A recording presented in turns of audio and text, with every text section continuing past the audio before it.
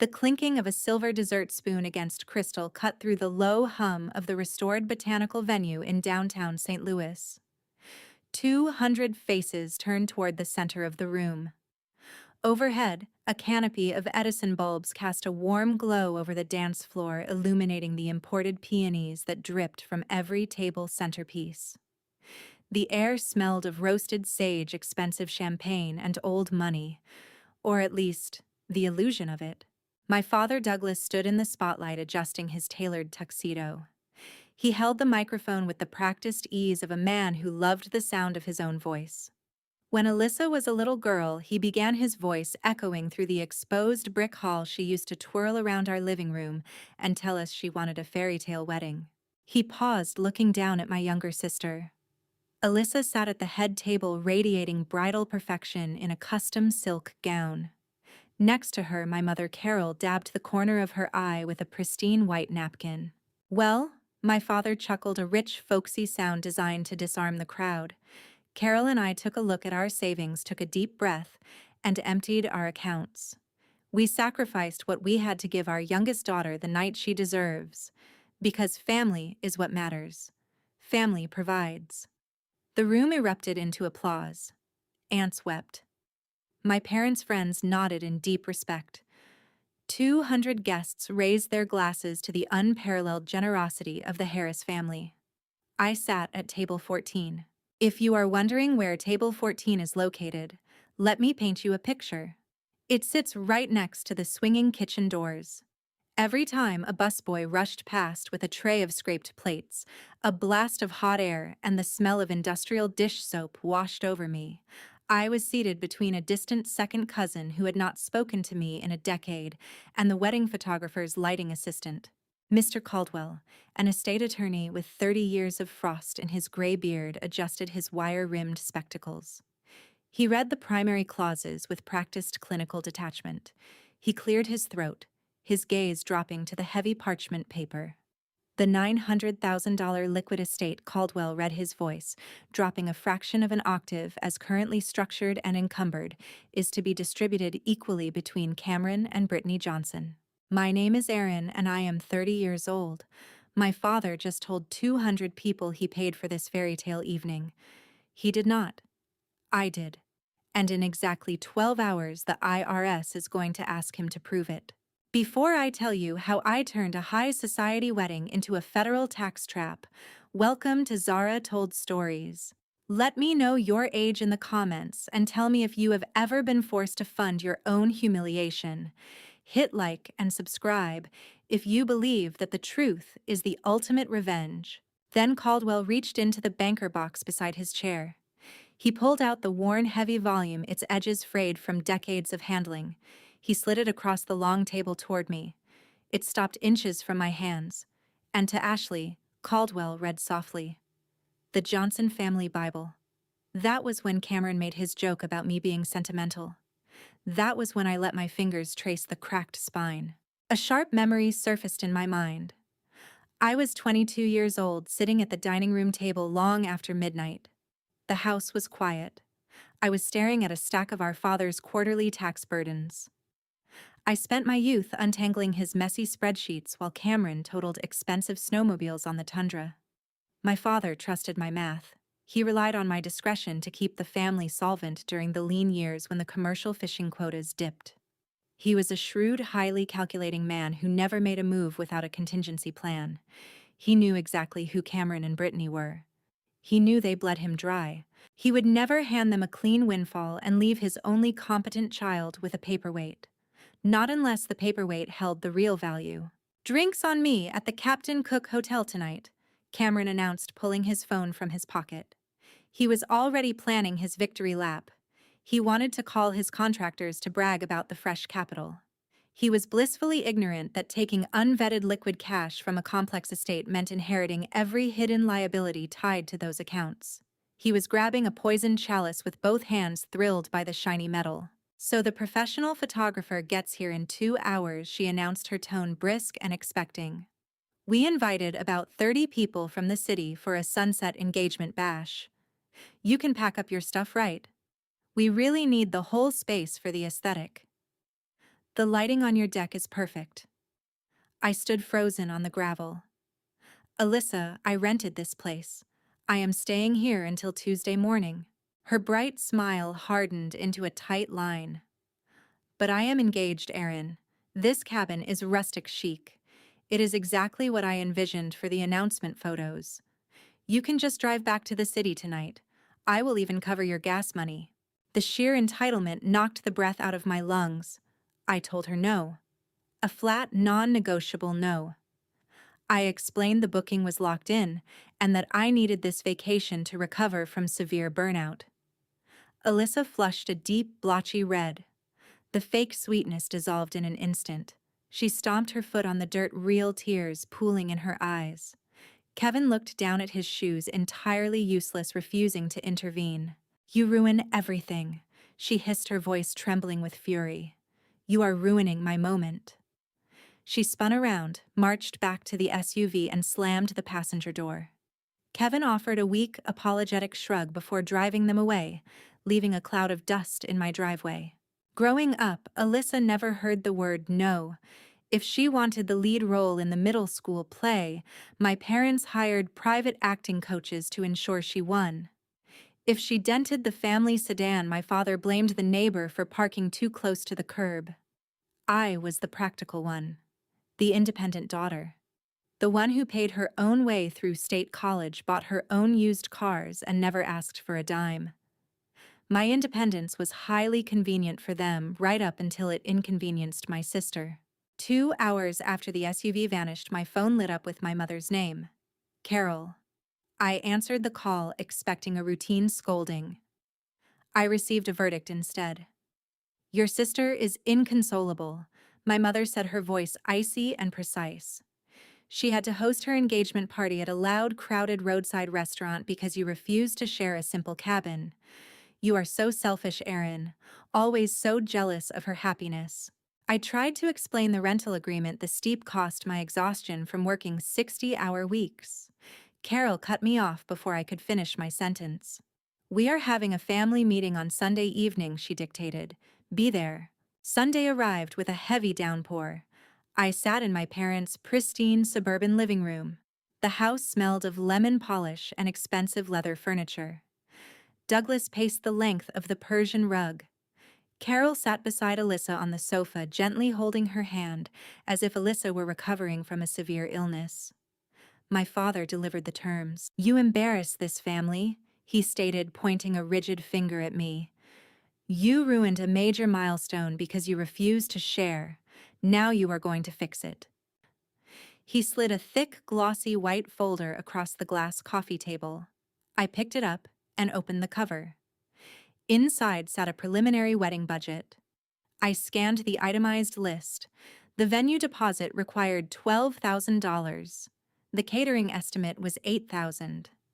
The custom designer dress was $5,000. The total sat boldly at the bottom of the final page, printed in thick black ink. $45,000. You will fund this wedding as an apology, Douglas said, his tone devoid of any humor or hesitation. I let out a short, sharp laugh. The demand was so absurd it felt surreal. I told them they were out of their minds. I tossed the folder back onto the glass table and stood up, grabbing my purse. I made a healthy salary at the logistics firm, but $45,000 was my entire life savings. It was the down payment for my future house. I marched toward the front door, my hand reaching for the brass knob. Then Carol spoke. Her words froze the blood in my veins. If you walk out that door, she said softly, you will not see your grandfather again. I stopped. My hand slipped off the doorknob. I slowly turned around to face them. My grandfather, Winston, was a retired aerospace engineer. He was the man who taught me how to read highway maps, how to change a flat tire in the rain, and how to stand on my own 2 feet. He bought me my first bicycle when my parents forgot my 10th birthday.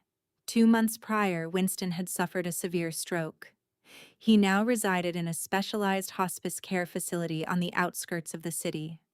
Because my parents controlled his estate, Carol and Douglas held strict medical guardianship over him. They dictated the visitor list. They monitored his phone calls. They held all the keys to his remaining days.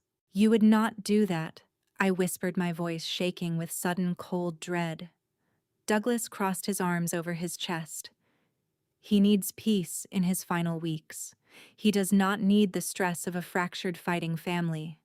If you choose to be stubborn and walk away today, we will instruct the nursing staff to turn you away at the facility doors. You will be barred from his room. You will be barred from the funeral. The room fell silent. I looked at Alyssa. She was examining her manicured fingernails, fully unbothered by the psychological warfare unfolding around her. I looked at my mother, whose eyes held a chilling, calculated certainty. They were not bluffing. They would isolate an old dying man just to punish me and reward their favorite child. This was no longer a disagreement over a cabin rental. This was no longer a petty sibling rivalry. This was a calculated ransom situation. The lemon polish scent of the living room suddenly made me nauseous. I thought about Winston sitting in a sterile white room listening to the hum of medical machines, wondering why his eldest granddaughter stopped bringing him the Sunday crossword puzzles. My chest tightened until it ached. The cost of standing my ground was losing the only person in that bloodline who actually loved me. I could not let him die thinking I had abandoned him. I walked back to the glass coffee table. My hands trembled as I picked up the glossy white folder. Fine, I said, my voice barely a rasp. I will pay the invoice. Carol smiled, a thin, highly satisfied line forming across her face. She told me she knew I would do the right thing for the family. I drove home that night through the pouring rain, the $45,000 invoice sitting in my passenger seat like a physical weight. I felt hollowed out. I felt trapped in a dark corner with no visible exit. I had surrendered my future to protect my grandfather. But my parents made one crucial error in their judgment.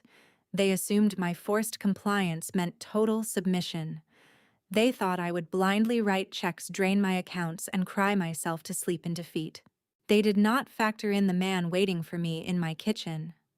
A man who reads corporate tax codes the way other people read thriller novels.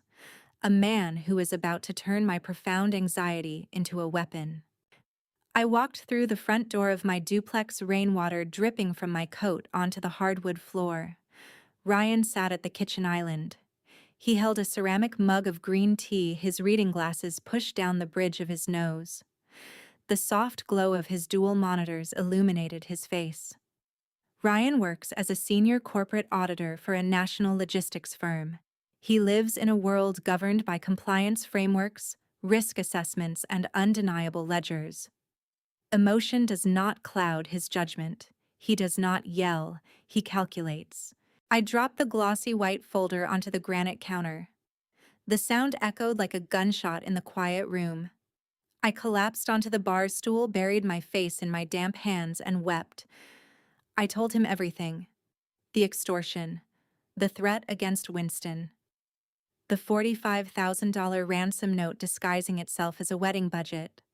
I explained how I would have to liquidate my mutual funds, drain the high-yield savings account we planned to use for our future home, and essentially empty my net worth to keep my grandfather safe. Ryan did not offer hollow platitudes. He did not tell me everything would be okay. Instead, he pushed his glasses up, pulled the damp folder toward him, and flipped it open. His eyes scanned the itemized list with the detached precision of a surgeon examining an X-ray. My phone buzzed on the counter. An email notification flashed on the screen. The sender was Alyssa. The subject line read, "Urgent venue and catering contracts." The body of the email contained no pleasantries, just a brief command demanding I wire the first installment by Friday afternoon. Attached were 2 heavy PDF files. I opened my laptop, my fingers numb and clumsy on the trackpad. I downloaded the documents. The first was a $12,000 binding agreement for the botanical gardens. The second covered $8,000 for artisanal catering. Reading those numbers felt like swallowing ground glass. 30 years of thriftiness, of clipping coupons and driving a 10-year-old sedan, dissolving instantly into someone else's vanity project. Ryan stood behind my chair, reading over my shoulder. He traced a line of text on the screen with his index finger. "Stop scrolling," he murmured. "Go back to page 4. Scroll down to the signature line." I scrolled back. At the bottom of the venue agreement, bold blue ink stretched across the dotted line. It was not my sister's signature. It was not her fiancé handwriting. My mother and father had signed the document.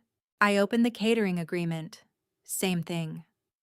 Douglas and Carol had proudly scrawled their names as the primary financial sponsors of the event. To the vendors, my parents were the wealthy benefactors footing the bill. They wanted the prestige. They wanted the vendors to call them Mr. and Mrs. Harris, treating them like high-rolling VIP clients. Ryan let out a low, quiet breath. A genuine smile crept onto his face. It was not a warm smile. It was the smile of a predator spotting a fatal weakness in its prey. "Do you see what they just did?" Ryan asked, his voice steady and calm. I shook my head, too consumed by panic to understand the legal jargon. "They let their ego dictate their paperwork," he explained, tapping the screen. "They signed legally binding contracts in their own names. They assumed total liability for this debt. But they are forcing you to wire the cash directly to the vendors to satisfy their obligation." I stared at the screen, the blue ink signatures burning into my retinas. "What does that mean for us?" "It means," Ryan said, grabbing his car keys from the bowl by the door, "we are going to fight them on a battlefield they do not even know exists. I will be right back." He returned 20 minutes later, holding a small sealed plastic package. He tossed it onto my desk. It was a military-grade encrypted black flash drive, the kind used to transport sensitive corporate financial data. Heavy metal casing, password protected, indestructible.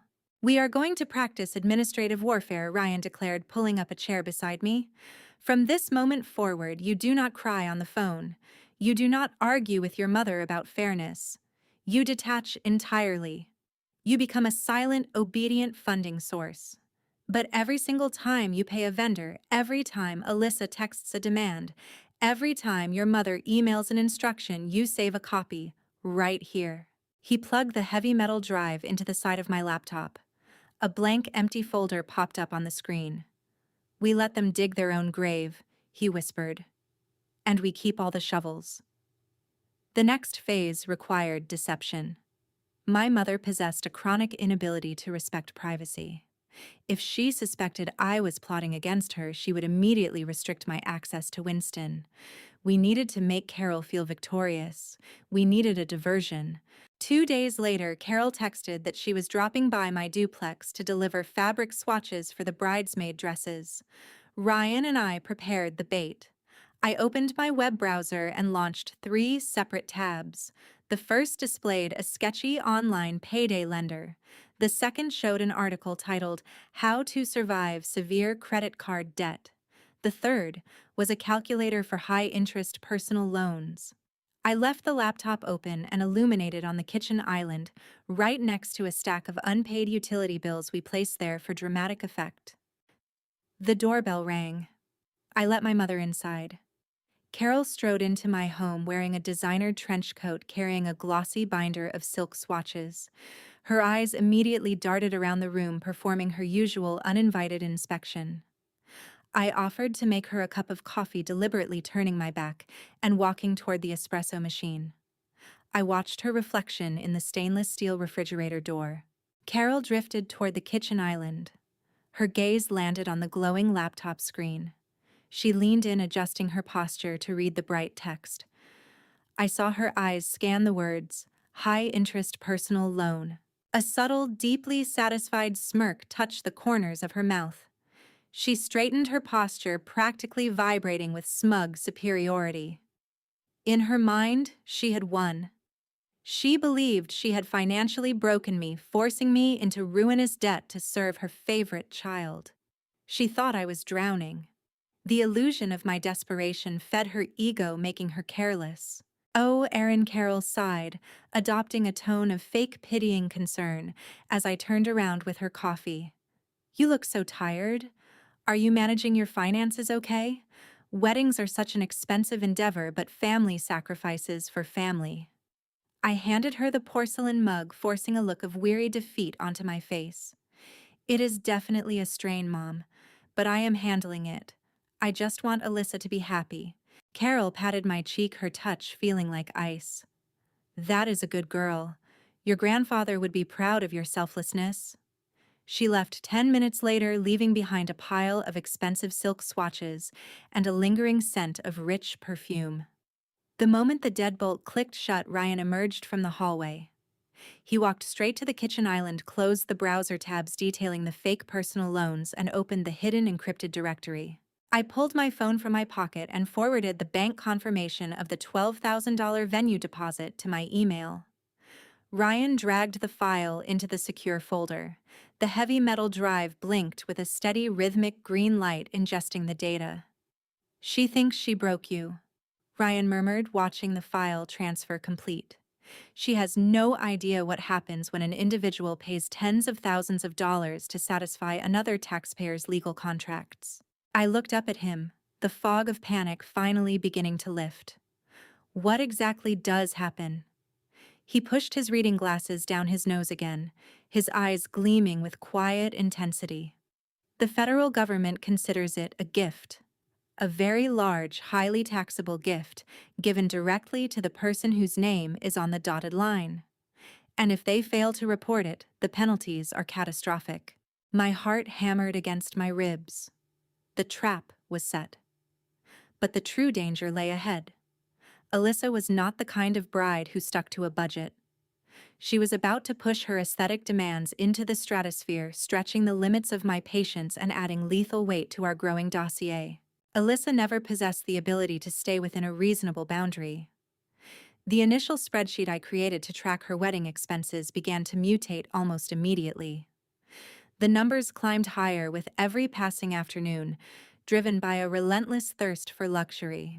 My sister did not just want a beautiful ceremony, she demanded a royal coronation funded entirely by my logistics salary. She sneered at the standard catering packages included in the venue fee.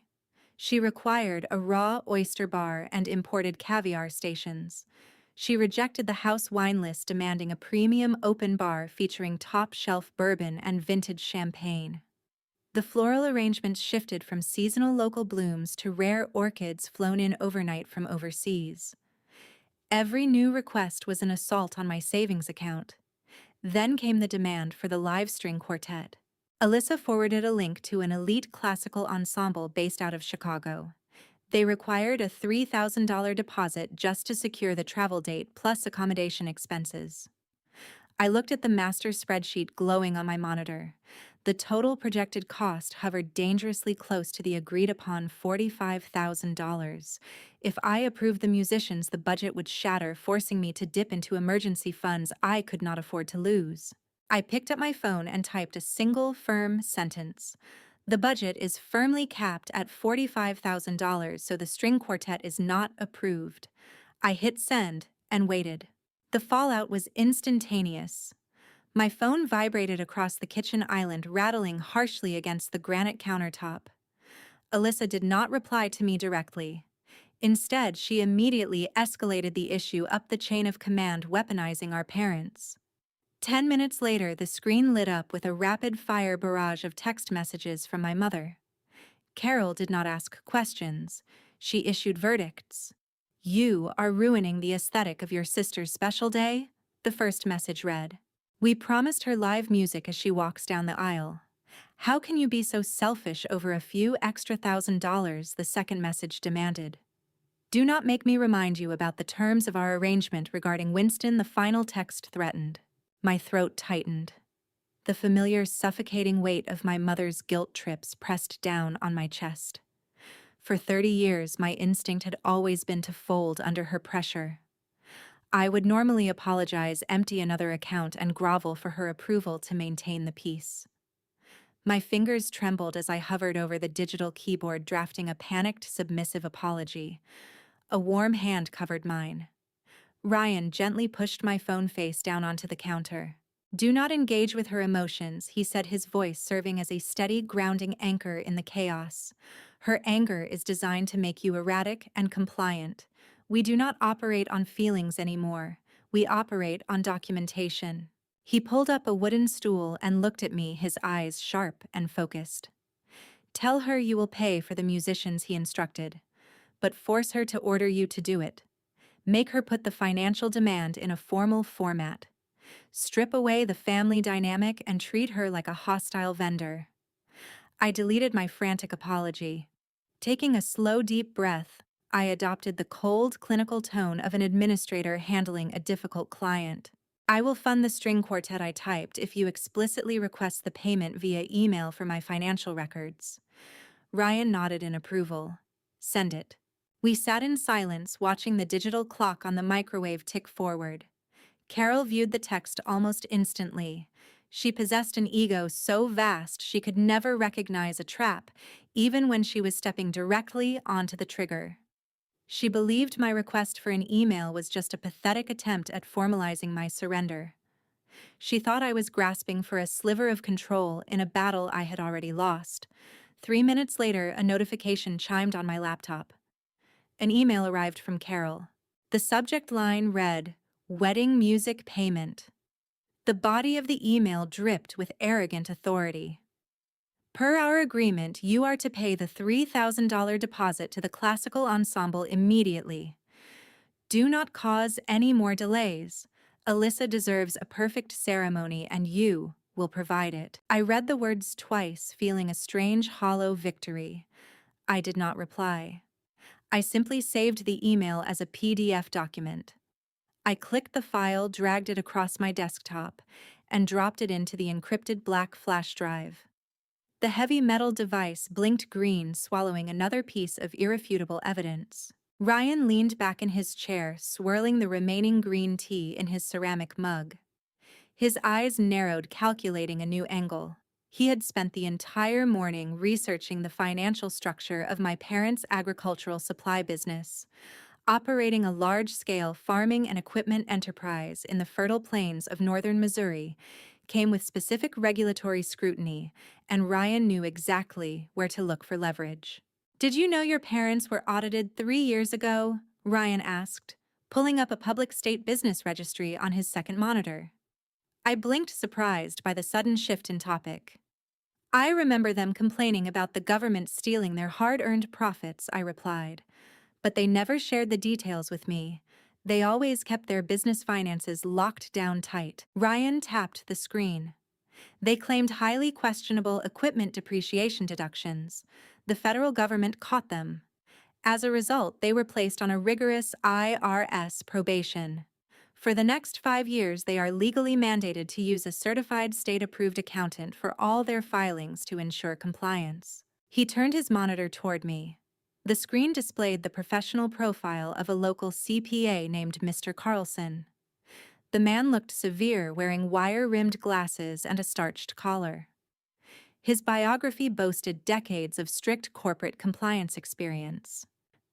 I know this guy by reputation, Ryan continued, a sharp edge of excitement bleeding into his calm voice. Carlson is notoriously strict. He plays strictly by the book because his own professional license is on the line when he handles probationary clients. Your parents hired him because the state gave them no other choice. I stared at the stern face of the accountant. Okay, I said slowly. But what does their business probation have to do with Alyssa getting married? Ryan smiled. It changes everything. He leaned forward, resting his elbows on the kitchen island. Your parents are obsessed with projecting the image of wealth to their social circle.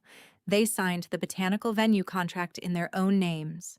They signed the artisanal catering contract in their own names. They just ordered you in writing to pay the string quartet on their behalf. He let the facts hang in the air for a moment, allowing me to connect the dots. To the vendors, your parents owe the money, Ryan explained softly. But the cash satisfying those legal debts is flowing directly from your personal checking account. Under federal tax law, when you pay a debt that legally belongs to someone else, it constitutes a financial gift to that person.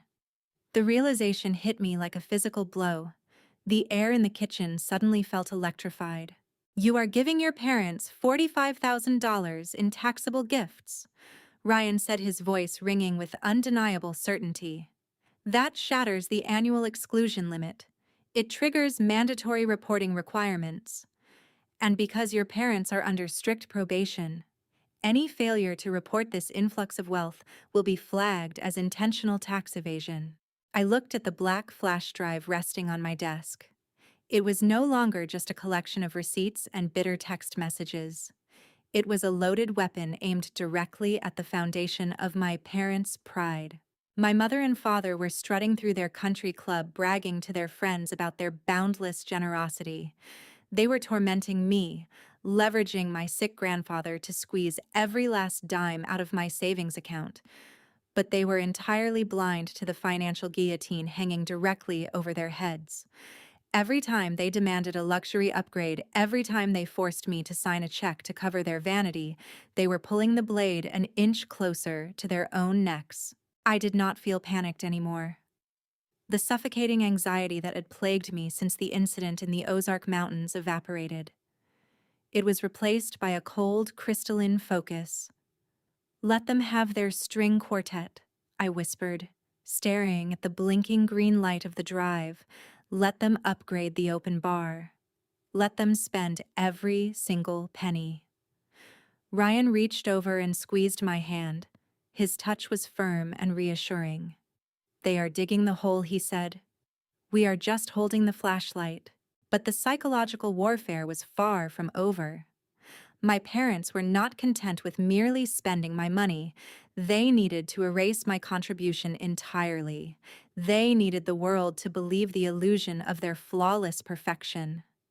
And their next move would test my newfound resolve in a room full of people who had known me my entire life. The Meadowbrook Country Club smelled of polished mahogany and expensive citrus perfume. Sunlight streamed through floor-to-ceiling windows, casting long, elegant shadows across the private dining room. Waiters in crisp white shirts circulated seamlessly among the guests, carrying silver trays of sparkling water and miniature crab cakes. My mother had orchestrated this lavish bridal shower for Alyssa, inviting 50 of the most influential women in her social circle. My father, who typically avoided afternoon tea events, made a special appearance, just to bask in the glow of his own fabricated generosity. I sat alone in a high-backed velvet chair situated in the far corner of the room. I held a small porcelain plate balancing a dry, catered turkey sandwich. Alyssa sat at the center of the room on a raised wicker chair decorated with fresh eucalyptus. She was opening a mountain of gifts, performing exaggerated gasps of delight every time she unwrapped another crystal vase or imported silk robe. The women surrounding her cooed in adoration, praising her flawless taste. Near the mahogany bar, my father held court with a group of older male relatives who had gathered to drink top-shelf scotch. I was seated close enough to hear their conversation clearly over the hum of the string trio playing in the background. My father swirled the amber liquid in his glass, his chest puffed out with arrogant pride. "You know how it is, Paul," my father said, clapping my uncle on the shoulder. "Weddings these days cost a small fortune. But Carol and I decided we were not going to compromise on our daughter's dream. We are sparing no expense. The botanical gardens, the designer, dressed the premium catering. We wrote the checks without a second thought." Uncle Paul shook his head in admiration. "That is incredibly generous of you, Douglas. Most guys our age are trying to protect their retirement funds, not liquidate them for a single weekend." My father let out a booming theatrical laugh. "The trick is knowing how to structure your wealth, Paul. You have to find creative ways to handle these large expenses. We run our agricultural supply business with very tight margins. I am writing off a good portion of the floral arrangements and catering as corporate event hospitality. You always have to stay one step ahead of the government, beating the tax man at his own game. That is the real secret." I took a slow sip of my sparkling water. The dramatic irony hung in the air, thick and undeniable. My father was loudly bragging to a room full of country club elites about committing tax fraud. He genuinely believed he had outsmarted the system. He thought he was shielding his wealth by hiding behind corporate deductions, entirely blind to the reality that his signature on those vendor contracts, combined with my personal bank wires, constituted an unreported financial gift. He was standing in a room I had paid for drinking scotch. I had funded, openly confessing to the exact crime that would soon trigger his ruin. I did not flinch. I just watched him smile. A shadow fell across my small table. Aunt Vivian, a woman whose entire personality consisted of gossiping and wearing far too much floral perfume, took the empty seat beside me. She adjusted her pastel cardigan and leaned in close, her eyes scanning my simple, unbranded dress. "It is such a stunning afternoon," Aunt Vivian said, offering a tight, practiced smile. "Your parents have truly outdone themselves. Alyssa is so fortunate to have a family willing to provide such a flawless start to her marriage." I nodded smoothly. "It is a beautiful event." Vivian tilted her head, her gaze narrowing with thinly veiled curiosity. "And what about the older sister?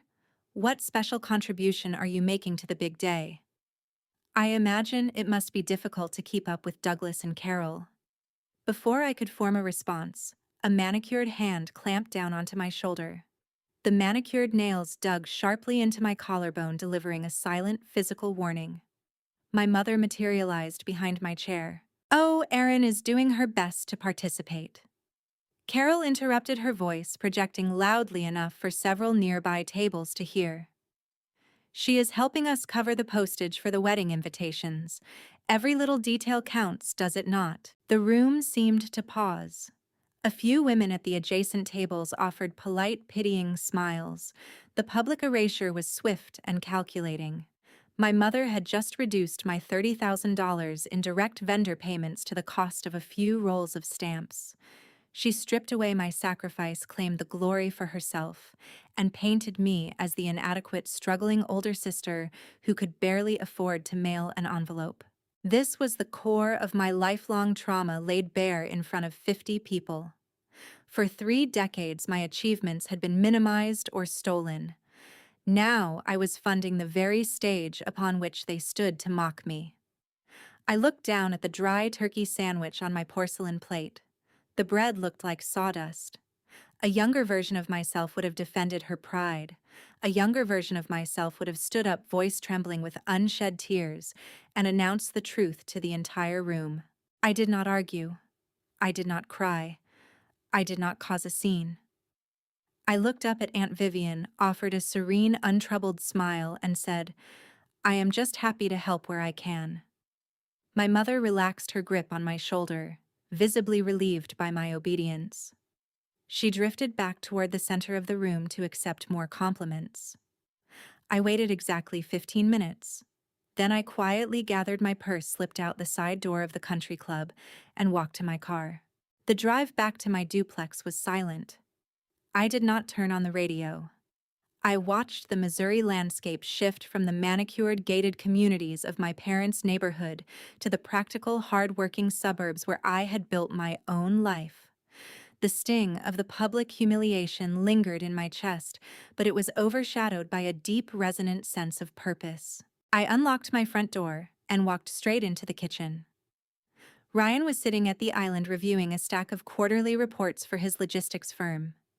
He looked up instantly, reading the cold focus in my eyes. "How was the party?" he asked quietly. I set my purse on the counter and pulled out my laptop. My father bragged about writing off the catering as a business expense. I replied, booting up the machine. And my mother told the entire country club that my only contribution to this wedding was buying postage stamps. Ryan did not offer a sympathetic sigh. He reached across the counter, retrieved the heavy encrypted black flash drive, and handed it to me. "Open the folder," he instructed. I plugged the drive into the port. A week prior, Alyssa had demanded a premium menu for this exact bridal shower. The country club had sent the invoice directly to my email, and I had wired the funds to secure the booking. I dragged the PDF receipt from my inbox and dropped it into the encrypted directory. Ryan pulled his keyboard closer and opened a blank spreadsheet. We need to organize the narrative, he said, his fingers flying across the keys. A tax auditor does not just want raw data. They want a timeline. They want to see the intent behind the fraud. He created a meticulous dual-column matrix. He labeled the first column the public claim. He labeled the second column the financial reality. Over the next 2 hours, we built a devastating ledger.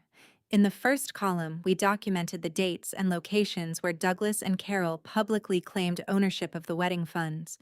We noted the text messages where Carol demanded payments. We noted my father's spoken words at the country club. In the second column, we matched those dates with the exact bank routing numbers, wire transfer confirmations, and cleared checks originating solely from my personal logistics salary. We mapped out the entire anatomy of their deception.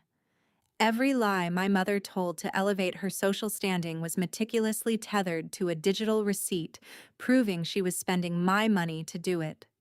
The dual-column spreadsheet transformed their arrogant boasting into a roadmap for a federal investigator. Ryan leaned back, studying the glowing monitor. The trap was flawless. But the psychological toll of the wedding planning was beginning to peak.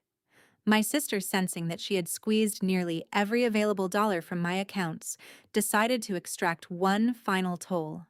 If she could not take more of my money without breaching the strict $45,000 cap, she would take my dignity instead. My phone buzzed on the kitchen island. An email notification appeared on the lock screen. Alyssa had just sent out the preliminary digital proofs for the wedding ceremony programs. I opened the attachment, unaware that my sister was about to hand me the exact motivation I needed to see this retaliation through to the bitter end. The digital proof of the wedding program loaded onto my laptop screen.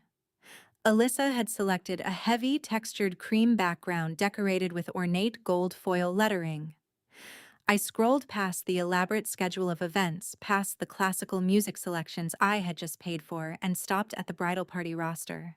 My sister had appointed her college roommate to the position of maid of honor. 4 other women friends from her exclusive yoga studio and her sorority were listed as bridesmaids. My name was nowhere on the page. I kept scrolling down to the bottom, reaching a dedicated section titled Special Thanks. The paragraph read, "A heartfelt thank you to Douglas and Carol, whose boundless generosity and endless sacrifices made tonight a reality. We love you." There was no mention of the older sibling who drained her life savings to fund the venue, the food, and the dress. I was erased from the official record of the evening. Before I could close the document, my phone vibrated. A lengthy text message from Alyssa flashed across the glass. I opened it, reading the calculated blow she had designed to put me in my proper place. Erin. The message began lacking any customary greeting.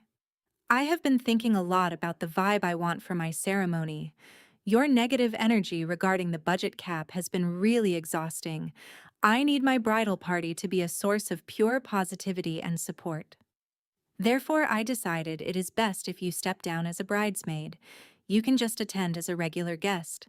The sheer audacity of the text hung in the quiet room. She had secured the final vendor payments. My accounts were emptied. Having extracted the maximum financial utility from me, she discarded my presence at the altar. Less than 2 minutes later, the phone rang. The caller ID displayed my mother's name. Alyssa had clearly coordinated a 2-pronged attack, sending Carol in to enforce the demotion and crush any potential rebellion. I swiped the screen to answer, holding the device to my ear. "Hello, Mom," I said, keeping my tone neutral. Erin Carroll sighed, deploying her signature blend of condescension and weaponized pity. "Alyssa just told me about her decision. I know you must be hurting right now, but you have to look at this objectively. You have been so rigid and difficult about the finances lately. A bride absorbs the energy around her, and you have been casting a very dark cloud over this entire process." I listened to the hum of the refrigerator, letting her speak without interruption. Frankly, Carol continued, her voice growing sharper, adopting a punitive edge. "You should be incredibly grateful to even retain an invitation. After that shameful tantrum you threw during the Ozarks incident, many families would have cut ties entirely. We are showing you grace by allowing you to sit in the audience. I expect you to wear a subdued dress and stay out of the photographer's way. Do you understand me? For 30 years, a speech like this would have broken me. The lifelong conditioning instilled by my parents dictated that I should apologize profusely. I was supposed to panic beg for a second chance and offer another financial concession just to earn a scrap of their affection. But standing in my kitchen looking at the golden foil lettering of the digital program, something inside my chest permanently fractured. The desperate pleading child vanished. I realized that purchasing their love was an impossible task. Their approval was a rigged carnival game. No matter how many coins I fed into the slot, the prize remained eternally out of reach. They did not want a daughter. They wanted a subordinate funding mechanism. I understand, Mom, I replied. My voice did not shake. My breathing remained slow and measured. I will attend as a regular guest. I will see you at the venue. I hung up the phone before she could formulate a response. For a moment, the silence in my duplex felt profound. Carol was undoubtedly staring at her phone in bewildered shock. She thrived on my emotional distress. My tears were the currency that validated her superiority. By withholding my grief, I had starved her of her favorite supply. The cold, unbothered acceptance unsettled her far more than a screaming match ever could. Ryan walked into the kitchen returning from his home office. He noticed my posture, the straight spine, and the rigid set of my jaw. He looked at the wedding program displayed on my monitor, then looked at me. They kicked you out of the bridal party, he surmised, pulling out a wooden stool. Yes, I said, shutting the laptop lid, and my mother told me I should be grateful to sit in the audience. Ryan did not offer pity. He recognized the shift in my demeanor. The time for gathering evidence had concluded. It was time to build the weapon. Bring the drive to my desk, he instructed his professional auditor persona, taking full command. We are formatting the final dossier tonight. We moved into the glow of his dual monitors. Ryan inserted the heavy metal device into the port. He opened a sophisticated PDF editing software, preparing to compile the raw data into a lethal, streamlined narrative. For the next 4 hours, we executed an administrative masterclass. We built a flawless 45-page document specifically tailored to capture the attention of a rigorous certified public accountant. Ryan created a pristine index on the opening page. He categorized the expenditures by vendor chronological date and the specific family member who signed the binding agreement. Page 2 featured the botanical gardens. We placed a high-resolution scan of the venue contract side by side with the bank wire transfer originating from my checking account. Ryan used a digital red pen tool to circle Douglas and Carol's signatures on the dotted line. He drew a corresponding red arrow pointing to the source of the funds. Page 5 detailed the artisanal catering. Page 12 covered the custom designer dress. Page 18 highlighted the elite Chicago string quartet, accompanied by the screenshot of my mother's email explicitly ordering me to pay the musicians. Every single expense followed the exact same irrefutable pattern. The parents assumed the legal liability. The scapegoated daughter satisfied the debt. As we finalized the formatting, Ryan reviewed the federal statutes governing the situation to ensure our trap contained no legal loopholes. The government establishes a strict annual exclusion limit for financial gifts. Ryan explained, his eyes scanning a highlighted section of the tax code. Any transfer of wealth exceeding that specific threshold must be formally reported. When you cover a legal debt owed by another individual, the IRS classifies that payment as a direct gift to the debtor. He leaned back in his leather chair, crossing his arms.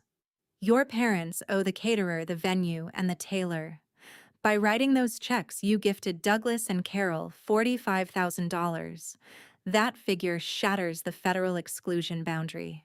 I looked at the glowing PDF, the pages representing my depleted savings. And because they are on probation, I added, piecing the final logic together. Mr. Carlson is legally bound to report any sudden influx of unreported wealth, or he risks losing his own professional license. Ryan nodded, a sharp, satisfied gleam in his eye. Carlson will audit their business ledgers looking for the origin of the wedding funds. When he sees they claim the credit but never declared the gift, he will have to flag them for immediate federal review. The penalty for concealing this much money while under probationary scrutiny is catastrophic. We reached the final page of the dossier. I typed a brief, highly professional cover letter addressed directly to the accountant. I stated that I was providing this financial summary to ensure all large-scale monetary gifts were properly documented in accordance with federal law, maintaining full transparency for my parents' upcoming tax filings. The phrasing was a masterpiece of corporate innocence. It framed my retaliation as a dutiful, law-abiding act. No one could accuse me of a vendetta. I was simply helping my family stay compliant with the government. Ryan clicked the save icon. The software compressed the 45 pages into a single highly optimized file. The black flash drive blinked a rapid series of green lights, locking the data into its encrypted vault. The trap was armed. The administrative guillotine was hoisted into the air, waiting for the singular moment when the rope would be cut. I stood up from the desk, stretching my tired shoulders. The deep, gnawing anxiety that had poisoned my sleep for the past 6 months was gone. I felt light. I felt dangerous. My parents believed they had successfully exiled me to the shadows of their grand social event.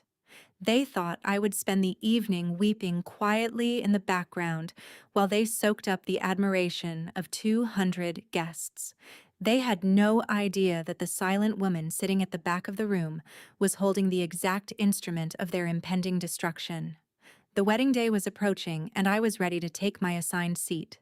The evening air in downtown St. Louis carried the crisp chill of early autumn, but inside the restored botanical venue, the climate was carefully engineered to mimic a flawless summer night.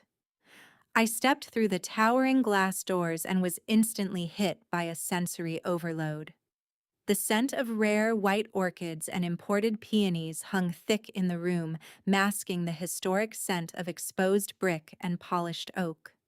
A live classical ensemble played an instrumental rendition of a popular love song in the corner. Their bows glided across cello strings in perfect unison. I recognized the melody. More importantly, I recognized the invoice. $3,000 for 2 hours of background music. My partner Ryan walked beside me, his hand resting lightly on the small of my back. He wore a sharp, dark charcoal suit. I wore a simple navy dress I had purchased on clearance 3 years ago. We approached the entrance foyer where guests clustered around a towering acrylic seating chart adorned with gold leaf calligraphy. Women in sequined gowns and men in tailored tuxedos murmured appreciatively at the sheer opulence of the display. We waited for the crowd to thin before scanning the gold lettering for our names. We bypassed Table 1, reserved for the immediate family and the elite country club circle. We scanned past Table 5, designated for the sorority sisters and yoga instructors who had replaced me in the bridal party. My eyes dragged down the transparent board, navigating past the college friends, the distant business associates, and the neighbors. At the very bottom right corner, etched in a slightly smaller font, I found my designation. Table 14? I knew the floor plan. I had reviewed the venue blueprints months ago when I signed the wire transfer for the deposit. Table 14 was not just in the back of the room. It was a deliberate physical manifestation of my role within the Harris family. Ryan and I navigated through the labyrinth of circular tables, moving further away from the radiant glow of the sweetheart table. The lighting grew noticeably dimmer. The lush floral centerpieces that dominated the front of the room shrank to modest, generic arrangements the further back we walked. We finally reached our assigned seats. Table 14 was positioned mere inches from the swinging wooden doors of the catering kitchen. Every time a waiter rushed through, a sudden gust of hot air carrying the distinct odor of industrial dish soap and roasted garlic washed over us. The harsh fluorescent light from the prep station sliced through the romantic ambiance of the dining room. I looked at my table companions. To my left sat Cousin Mildred, a woman in her late 70s, who had not spoken to me since I was in high school. She immediately began complaining about the humidity affecting her joints. To Ryan's right sat a bored, exhausted 19-year-old boy wearing a rumpled black polo shirt. He was the second assistant to the wedding photographer tasked with guarding a pile of spare camera batteries while rapidly texting on his phone. We were seated with the help and the forgotten relatives. I was the primary financier of the entire evening, relegated to the shadows where the busboys scraped discarded food into plastic bins. A sudden roar of applause pulled my attention toward the grand entrance. The heavy oak doors swung open and the newlyweds made their debut. Alyssa looked flawless. Her custom silk gown flowed around her like liquid pearl trailing behind her on the polished hardwood floor. The upgraded photography package I had funded burst into action. Rapid flashes of bright white light illuminated the brick walls like a localized lightning storm, capturing every angle of her triumphant smile. Following closely behind the bride were my parents. Douglas wore a pristine black tuxedo, his chest puffed out with undeniable pride. Carol glided beside him in a sapphire evening gown, waving to the crowd like minor royalty. They worked the room with practiced ease, stopping at the prime tables to accept lavish praise, shaking hands and kissing cheeks. They were soaking in the adoration, playing the role of the benevolent, infinitely generous benefactors. Over the next 2 hours, my parents systematically bypassed Table 14.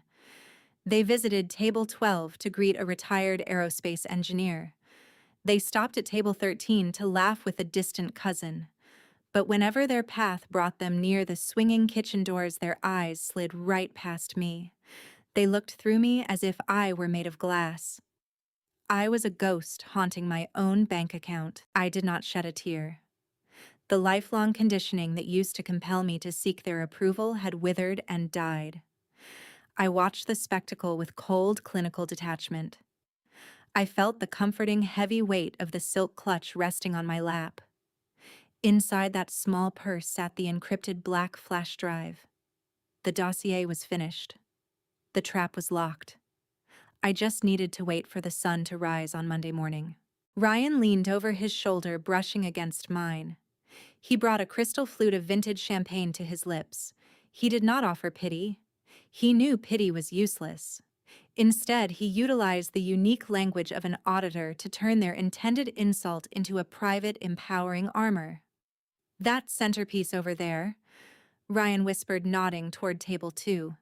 $400. The imported orchids alone are probably $70 a stem. I took a bite of my filet mignon, chewing slowly. And the champagne.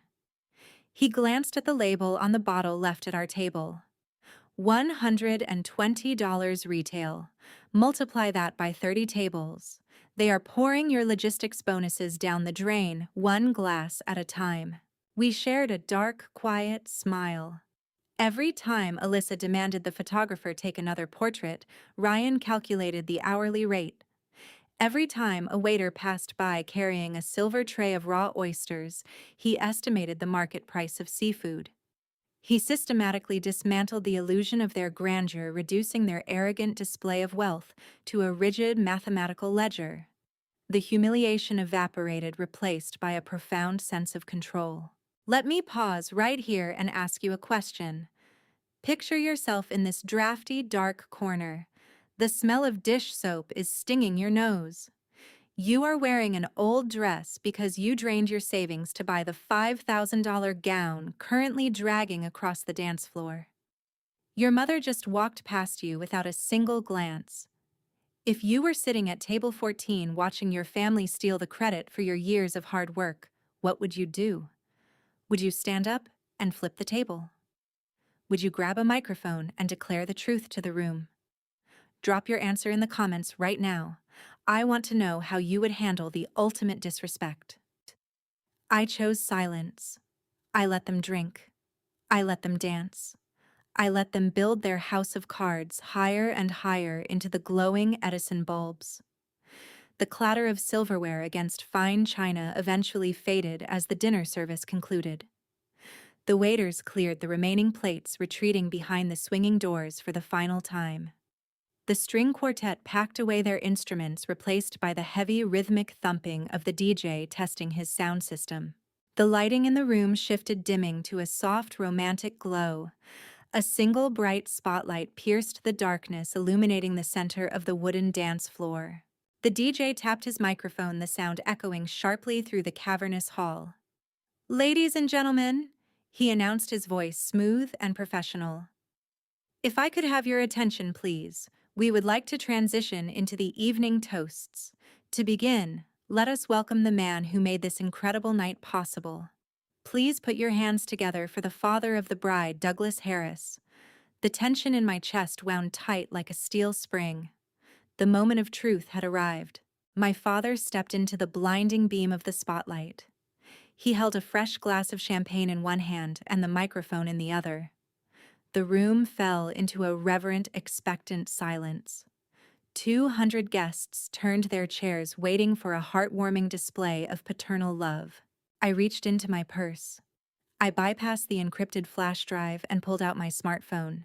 I unlocked the screen, opened the camera application, and switched the settings to high-resolution video. I propped the device against my water glass, ensuring the lens had a clear, unobstructed view of the dance floor. Ryan shifted in his seat, his eyes locked on the illuminated figure of my father. "Here we go," Ryan murmured, his voice barely a breath. "Let us see how deep he is willing to dig." The spotlight hit Douglas Harris, pinning him against the dark brick wall of the botanical venue. He stood tall, projecting the image of a seasoned patriarch who had weathered every storm to provide for his flock. He held the microphone close to his mouth, waiting a beat for the lingering chatter to die down. The silence in the hall became heavy and expectant. My phone rested against the base of my water glass. The camera lens was focused directly on his illuminated figure. The screen displayed a steady red recording circle, capturing the scene in flawless high-definition resolution. "Friends and family." My father began, his voice dropping an octave to convey deep emotion. "We are gathered here tonight to celebrate love, but we are also here to celebrate family. When you hold your youngest daughter in your arms for the first time, you make a silent promise to give her the world."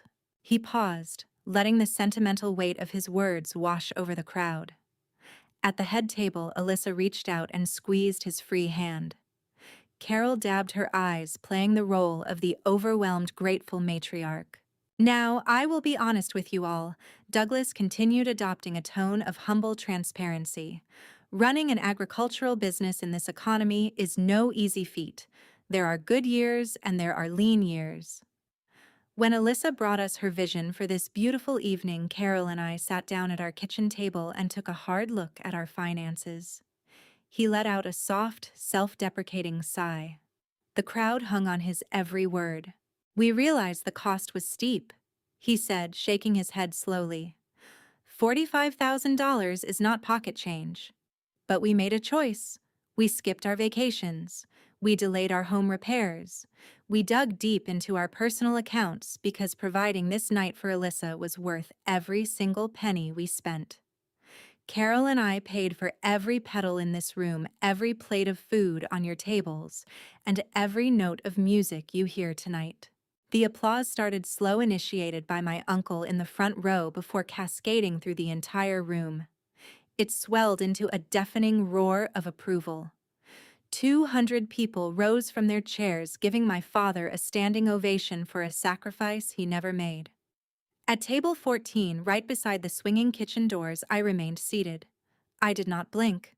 I did not look away from the glowing screen of my phone. Ryan leaned in, his mouth hovering just inches from my ear so I could hear him over the thunderous applause. His eyes were fixed on my father. "He just handed you the key," Ryan whispered, his voice calm and precise. "That was a public recorded confession of ownership. He just verbally claimed the funds to a room full of witnesses. When a taxpayer publicly asserts that they provided the capital to satisfy a debt, they establish clear intent.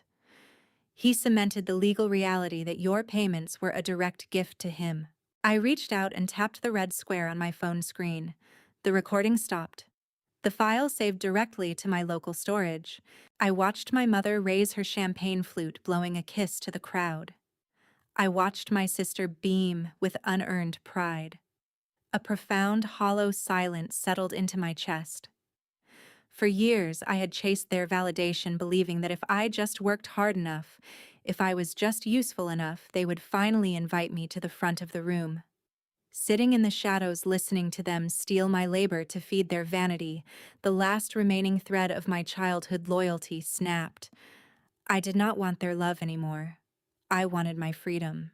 The disc jockey announced the father-daughter dance. The lights dimmed further and a slow, sweeping ballad began to play. The guests turned their attention toward the dance floor, watching Douglas twirl Alyssa under the Edison bulbs. This was our exit window. I picked up my phone and my silk clutch. Ryan stood up, buttoning his suit jacket. We did not offer any goodbyes.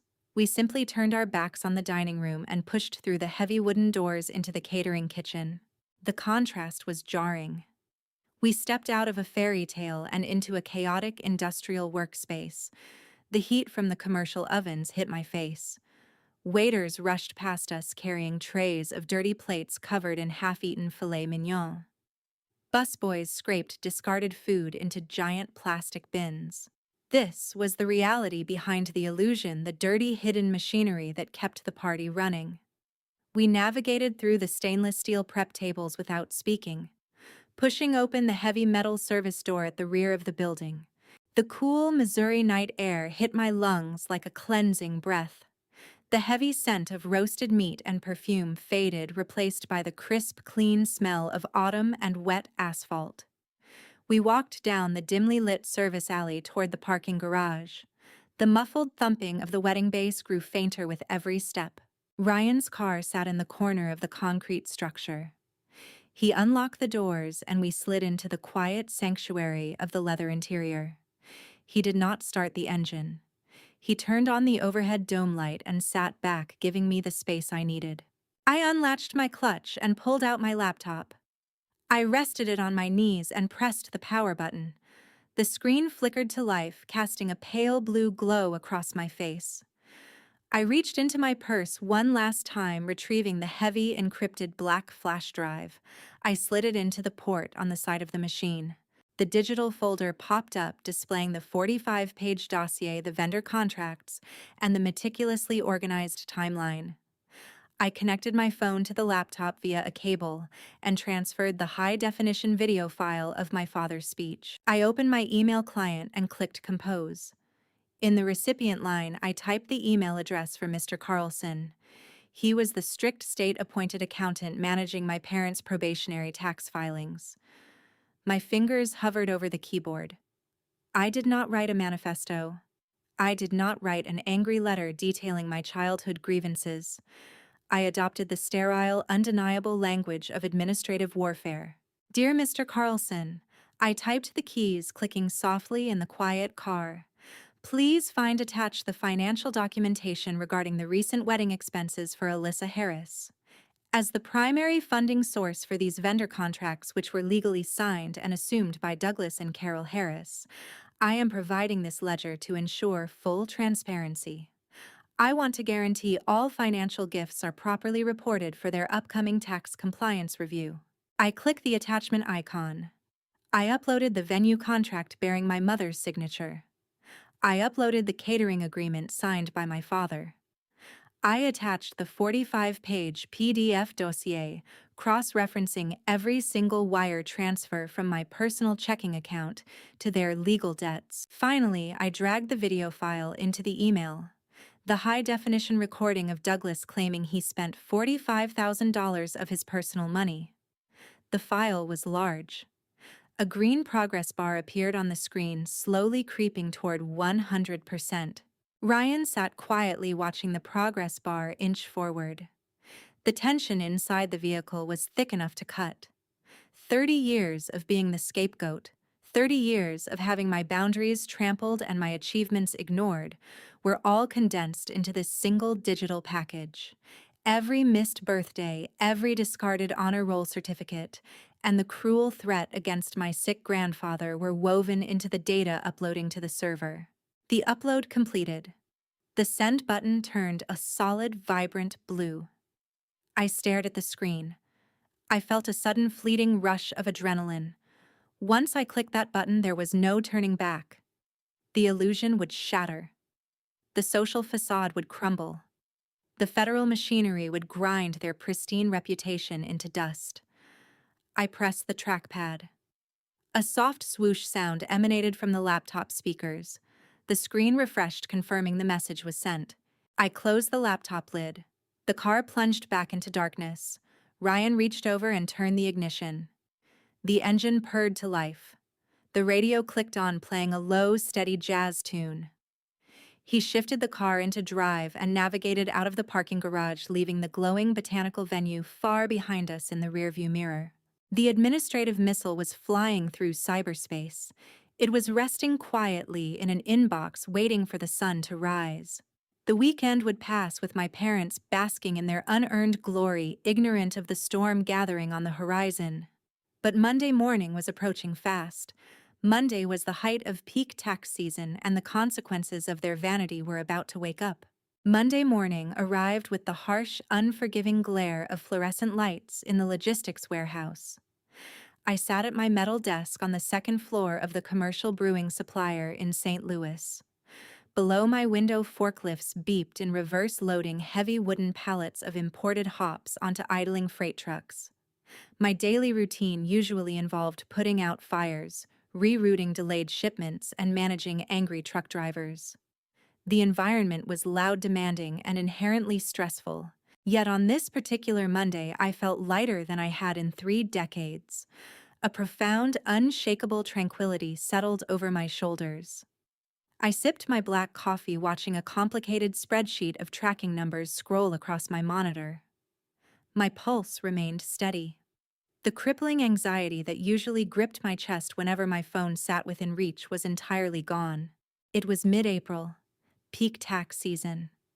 Across the state of Missouri, certified public accountants were fueled by caffeine and strict federal deadlines, working grueling hours to finalize their clients' portfolios.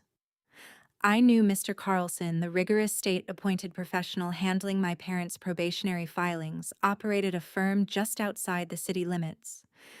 A man with his reputation for flawless compliance likely opened his inbox before the sun even cleared the horizon.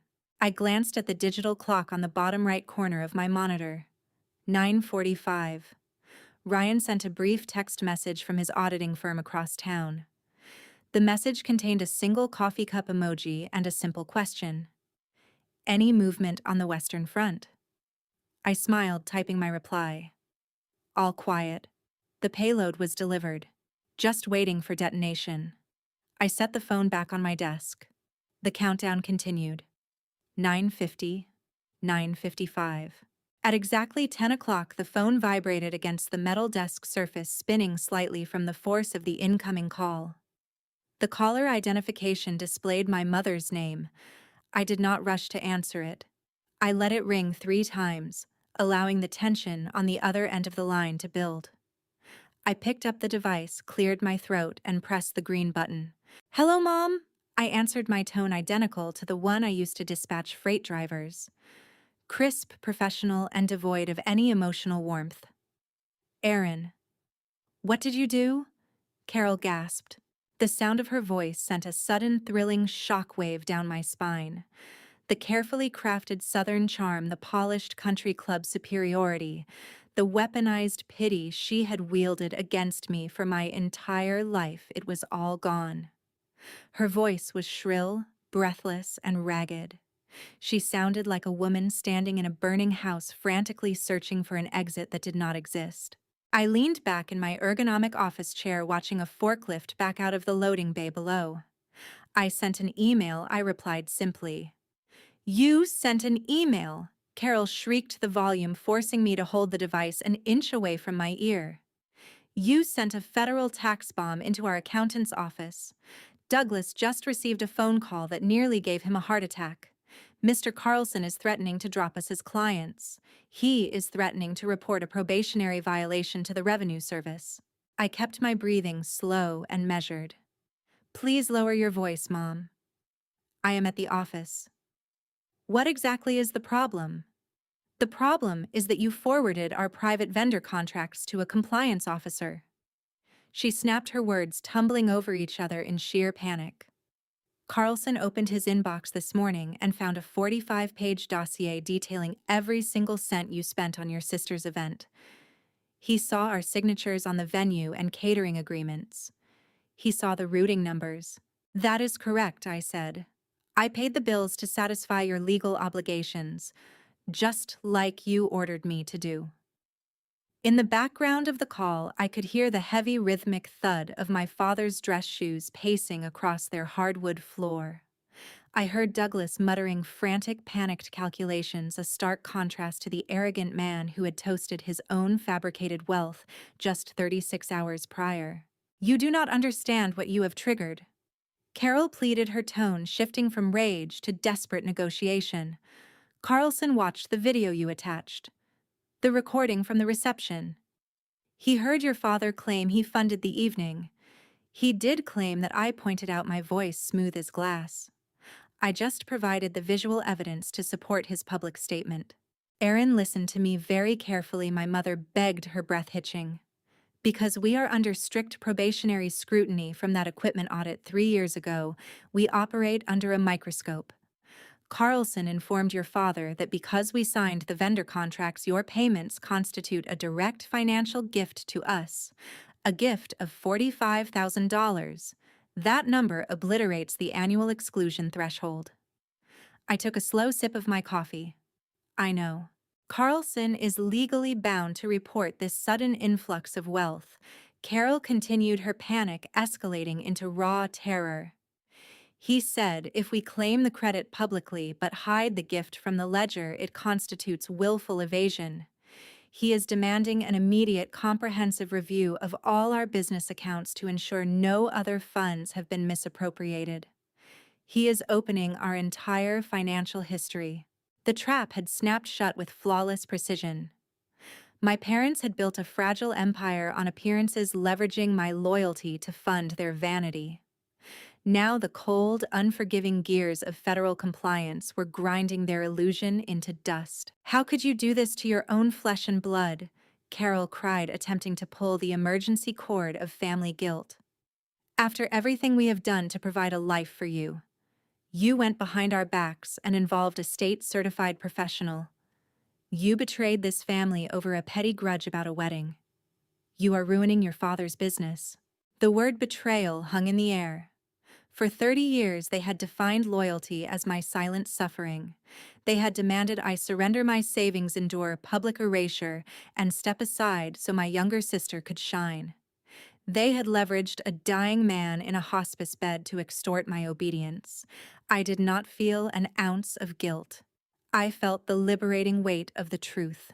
I did not betray anyone, Mom, I said, deploying my calm, objective, administrative voice. My tone was lethal in its utter lack of empathy. I was simply ensuring that all large-scale financial gifts were properly documented in accordance with federal tax law. As a citizen, I have a duty to maintain transparent ledgers. I provided your accountant with the receipts, so you would not inadvertently commit tax fraud. I acted exactly as any responsible adult should. There was a long, suffocating silence on the other end of the line. The reality of her situation finally pierced through her arrogance. There was no argument she could make. She could not scream at me for obeying the law. She could not guilt-trip me for keeping accurate receipts. I had neutralized her emotional warfare using the very system she tried to outsmart. You are a monster, Carol whispered, her voice shaking with a terrifying, helpless realization. No, I replied, staring out the window at the Missouri horizon. I am just an excellent record keeper. Good luck with the audit, Mom. I pressed the red button on my screen, severing the connection. The line went dead. I placed the phone face down on my metal desk.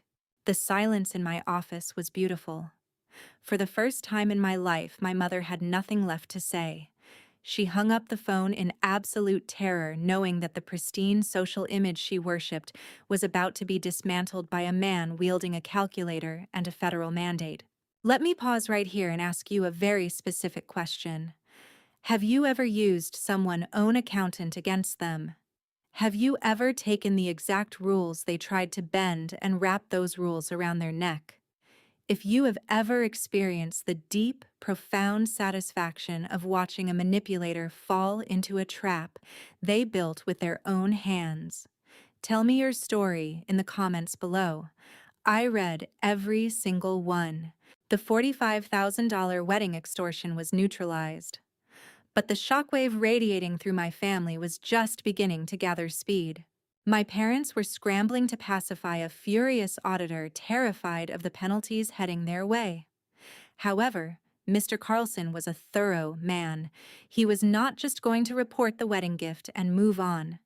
The sudden appearance of $45,000 in unreported wealth gave him the legal probable cause to dig much deeper into the Harris family ledgers. Alyssa was currently lounging on a white sand beach in the Caribbean, enjoying a luxury honeymoon paid for by her new husband's credit cards. She had no idea that the fairy tale she had constructed on my back was actively burning to the ground. She was scheduled to return to St. Louis in 5 days. When her plane touched down on the tarmac, she would not be coming home to a wealthy, supportive family. She would be walking directly into a financial crime scene. The wedding invoices were merely the surface layer of a much older, much deeper deception. And my sister was about to discover that funding a lavish lifestyle with dirty money always comes with a devastating expiration date. 6 months ago, the air in the Ozark Mountains carried the sharp, clean scent of damp cedar and autumn leaves. I had booked a secluded A-frame cabin perched high above the lake. The reservation was non-refundable, $2,000 for 4 quiet nights. As a logistics coordinator for a commercial brewing supplier in St. Louis, my daily life is measured in supply chain failures, delayed freight routes, and constant ringing phones. I desperately needed silence. I wanted nothing more than to drink black coffee on a wooden deck and watch the fog roll off the water. On my second afternoon, the harsh crunch of gravel shattered the peace. A pristine white SUV pulled into my private driveway. The doors slammed shut. Alyssa stepped out wearing a wide-brimmed hat and an oversized cream sweater, clutching a bottle of expensive champagne. Trailing behind her was Kevin, her boyfriend of 2 years, struggling to carry a heavy woven picnic basket and a camera tripod. "Aaron, thank God you are still here," Alyssa called out, waving her left hand in the air. A diamond caught the afternoon sunlight. "We are engaged." I walked down the wooden deck stairs, genuinely smiling. I hugged her tight. I congratulated Kevin, shaking his hand. Then Alyssa pointed to her phone screen, already scrolling through her contacts. "So, the professional photographer gets here in 2 hours," she announced, her tone brisk and expecting. "We invited about 30 people from the city for a sunset engagement bash. You can pack up your stuff right. We really need the whole space for the aesthetic. The lighting on your deck is perfect." I stood frozen on the gravel. "Alyssa, I rented this place. I am staying here until Tuesday morning." Her bright smile hardened into a tight line. "But I am engaged, Aaron. This cabin is rustic chic. It is exactly what I envisioned for the announcement photos. You can just drive back to the city tonight. I will even cover your gas money." The sheer entitlement knocked the breath out of my lungs. I told her no. A flat, non-negotiable no. I explained the booking was locked in and that I needed this vacation to recover from severe burnout. Alyssa flushed a deep, blotchy red. The fake sweetness dissolved in an instant. She stomped her foot on the dirt, real tears pooling in her eyes. Kevin looked down at his shoes, entirely useless, refusing to intervene. "You ruin everything," she hissed, her voice trembling with fury. "You are ruining my moment." She spun around, marched back to the SUV, and slammed the passenger door. Kevin offered a weak, apologetic shrug before driving them away, leaving a cloud of dust in my driveway. Growing up, Alyssa never heard the word no. If she wanted the lead role in the middle school play, my parents hired private acting coaches to ensure she won. If she dented the family sedan, my father blamed the neighbor for parking too close to the curb. I was the practical one, the independent daughter. The one who paid her own way through state college, bought her own used cars, and never asked for a dime. My independence was highly convenient for them, right up until it inconvenienced my sister. 2 hours after the SUV vanished, my phone lit up with my mother's name, Carol. I answered the call expecting a routine scolding. I received a verdict instead. "Your sister is inconsolable," my mother said, her voice icy and precise. "She had to host her engagement party at a loud, crowded roadside restaurant because you refused to share a simple cabin. You are so selfish, Erin. Always so jealous of her happiness." I tried to explain the rental agreement, the steep cost, my exhaustion from working 60-hour weeks. Carol cut me off before I could finish my sentence. "We are having a family meeting on Sunday evening," she dictated. "Be there." Sunday arrived with a heavy downpour. I sat in my parents' pristine suburban living room. The house smelled of lemon polish and expensive leather furniture. Douglas paced the length of the Persian rug. Carol sat beside Alyssa on the sofa, gently holding her hand, as if Alyssa were recovering from a severe illness. My father delivered the terms. "You embarrassed this family," he stated, pointing a rigid finger at me.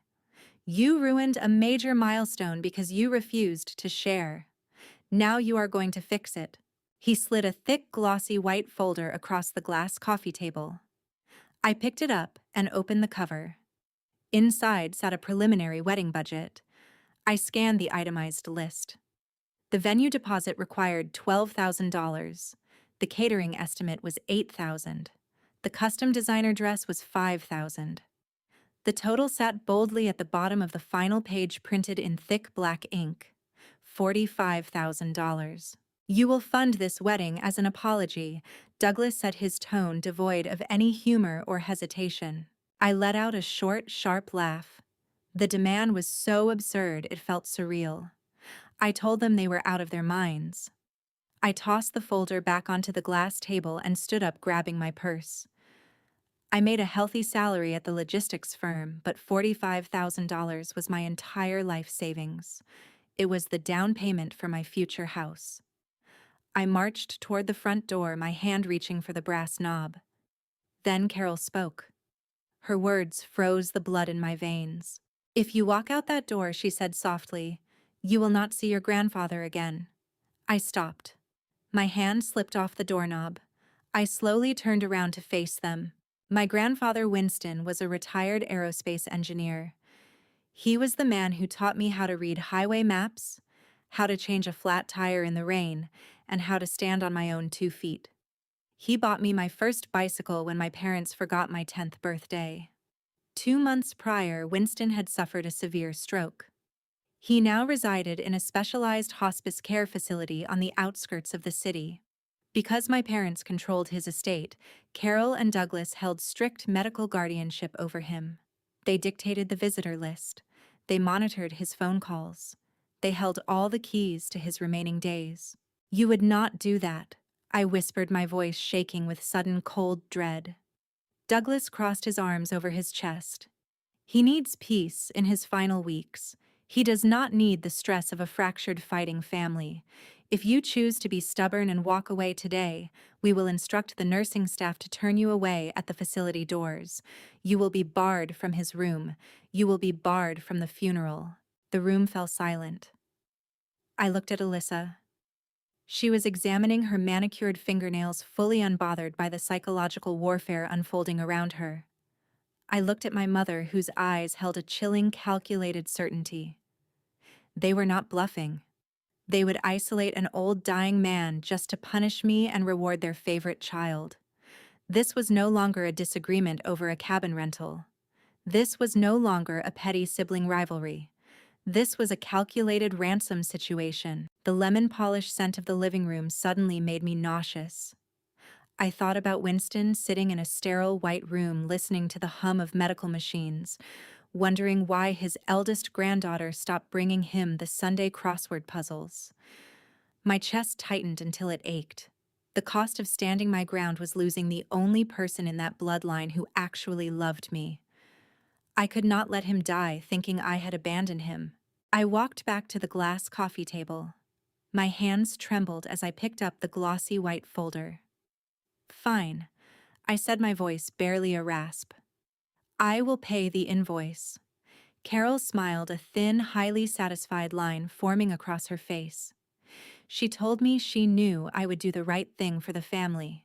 I drove home that night through the pouring rain, the $45,000 invoice sitting in my passenger seat like a physical weight. I felt hollowed out. I felt trapped in a dark corner with no visible exit. I had surrendered my future to protect my grandfather. But my parents made one crucial error in their judgment. They assumed my forced compliance meant total submission. They thought I would blindly write checks, drain my accounts, and cry myself to sleep in defeat. They did not factor in the man waiting for me in my kitchen. A man who reads corporate tax codes the way other people read thriller novels. A man who was about to turn my profound anxiety into a weapon. The digital assault began on a Tuesday evening. Alyssa had just realized I would not rescue her or our parents from the federal tax penalties stemming from their rent fraud. Deprived of my funds, she pivoted to the only arena where she still held influence: the internet. My phone buzzed with a notification. A cousin shared a screenshot of my sister's latest social media status. The post featured a professionally edited photo from her reception showing her laughing under the Edison bulbs. Below the glowing image, she typed a long, calculated paragraph. "It breaks my heart to discover that toxic, jealous relatives will do anything to sabotage your new marriage." The post read, "Some people cannot stand to see others happy and will fabricate lies to destroy a family. Praying for peace during this stressful time." She did not name me directly, but the implication rang loud and clear to anyone in our shared circle. Notifications flooded my screen. Aunts and distant cousins left comments offering prayers, asking what happened, and validating her victimhood. Alyssa was attempting to rewrite history, painting herself as the innocent bride under attack by a bitter older sibling. I watched the comments multiply. A familiar, exhausting dread tried to claw its way up my throat. But before the anxiety could take root, Ryan placed a printed document on the kitchen counter. "We do not fight ghosts in a comment section," he said, holding a sleek black pen. "We deal in certified mail." Ryan had spent his lunch break drafting a formal cease and desist letter. The document outlined the legal definitions of harassment, defamation, and financial extortion. It explicitly demanded that Alyssa, Carol, and Douglas halt all requests for money and cease spreading false narratives regarding my involvement in their current federal audit. "A letter is just paper," I noted, scanning the legal jargon. "They will just call it another jealous attack." "Not when we attach the exhibits," Ryan replied, his eyes sharp. He held a stack of thick manila envelopes. Inside each envelope sat a copy of the formal cease and desist. But tucked behind the legal warning was the true payload. Ryan had printed duplicate copies of the 45-page PDF dossier, the venue contracts bearing my parents' signatures, the email from Carol demanding the string quartet payment, the bank routing confirmations proving my salary funded every single invoice. We did not just mail this package to my sister. We sent it to Uncle Paul. We sent it to Aunt Vivian. We mailed a copy to every single relative who had attended the Meadowbrook Country Club shower and the Botanical Garden reception. "The truth is not a debate," Ryan said, sealing the final envelope. "It is a ledger. Let them argue with the math." The following 48 hours delivered a masterclass in social destruction. The truth broke through the family grapevine with devastating speed. The aunts and uncles opened their mailboxes expecting standard correspondence. Instead, they received a front-row ticket to my parents' decade of deception. Picture Aunt Vivian sitting at her breakfast table reading the exact cost of the catering she praised at the shower. The same shower where Carol loudly proclaimed my only contribution was buying postage stamps. Vivian held the bank wire receipt proving I paid for the very sandwich she ate. Imagine Uncle Paul realizing the top shelf scotch he drank, while Douglas bragged about beating the tax man was funded entirely by his niece. The niece Douglas exiled to table 14 right beside the swinging kitchen doors. The social scoreboard flipped overnight. The illusion of the wealthy, benevolent Harris family shattered into 1,000 jagged pieces. My phone, which had been vibrating constantly with my sister's subtle digital attacks, suddenly went dead silent. The passive-aggressive social media posts vanished hurriedly deleted when the relatives stopped offering sympathy and started demanding explanations. The fallout within their community was profound. Carol had spent years climbing the social ladder at her country club, securing a coveted seat on the annual gala planning committee. By Friday afternoon, the whispers in the clubhouse grew too loud to ignore. The women she desperately tried to impress now viewed her with cold, polite disdain.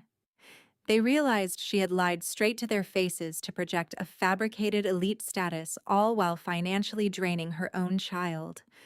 Carol received a brief, icy phone call suggesting she step down from her committee role to focus on pressing family matters. Douglas faced a much harsher reckoning. Uncle Paul drove directly to my parents' suburban house. According to the family gossip network, Paul stood on their pristine front porch and confronted his brother. Paul did not yell. He simply asked Douglas how he could sleep at night, knowing he extorted his eldest daughter to buy a few hours of applause. Douglas had no answer. The man who loved the sound of his own voice at the wedding reception was rendered entirely mute. The silence from my parents was deafening. There were no more manipulative phone calls, no more texts demanding I fix their mistakes. They were drowning. The social humiliation stripped away their pride, leaving them exposed and vulnerable. But the country club gossip was the least of their problems. They were entirely consumed by the terrifying, impending reality of the federal tax audit. Mr. Carlson was digging through 10 years of their business ledgers, unearthing the rent fraud and the illegal deductions. They spent their days locked in conference rooms with defense attorneys trying to salvage whatever remained of their agricultural supply company. They were too busy fighting the government to fight me. I took advantage of their distraction to perform one final act of physical detachment.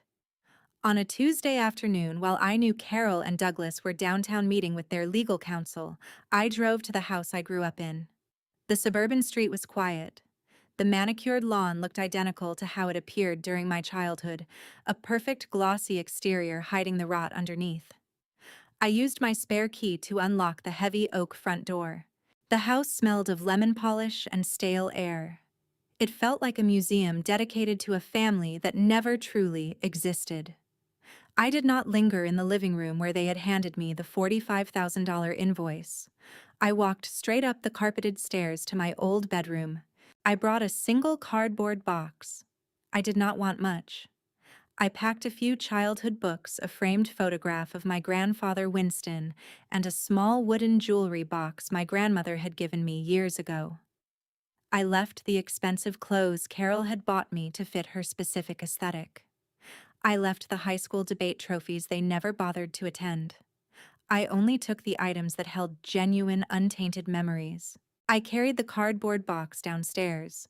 The quiet of the empty house felt heavy, as if the walls were waiting for an argument to break out. But I was done arguing. I walked into the pristine kitchen. I set my spare house key on the center of the granite island. The metallic clink echoed softly in the silent room. Leaving that key behind was not a cinematic, triumphant moment. It was a quiet, profound realization of finality. For 3 decades, I held onto that key, believing that one day I would unlock the door and find parents who loved me for who I was, not for what I could afford to give them. I finally accepted that the lock was broken and the house was empty. Let me pause here and ask you a question. Have you ever packed up your belongings and walked out of a toxic home for the very last time?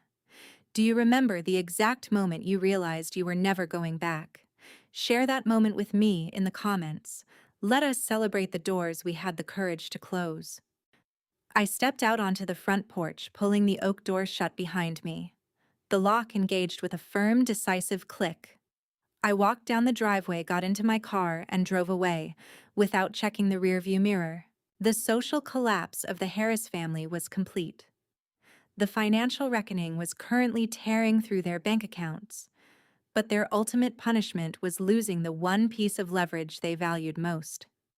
With their empire crumbling and their lawyers demanding exorbitant retainer fees, they lost their iron grip on the only person I still needed to rescue. The final phase of our plan was in motion, and it was time to bring my grandfather home. The federal audit acted like a controlled demolition inside my parents' lives. Every hour brought a new demand from the Revenue Service.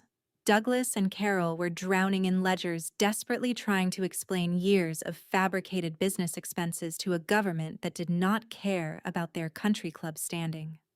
Their days were consumed by frantic meetings with defense attorneys and panic-driven calculations. They were bleeding cash just to keep their legal team on retainer. This chaos created a beautiful, silent vacuum.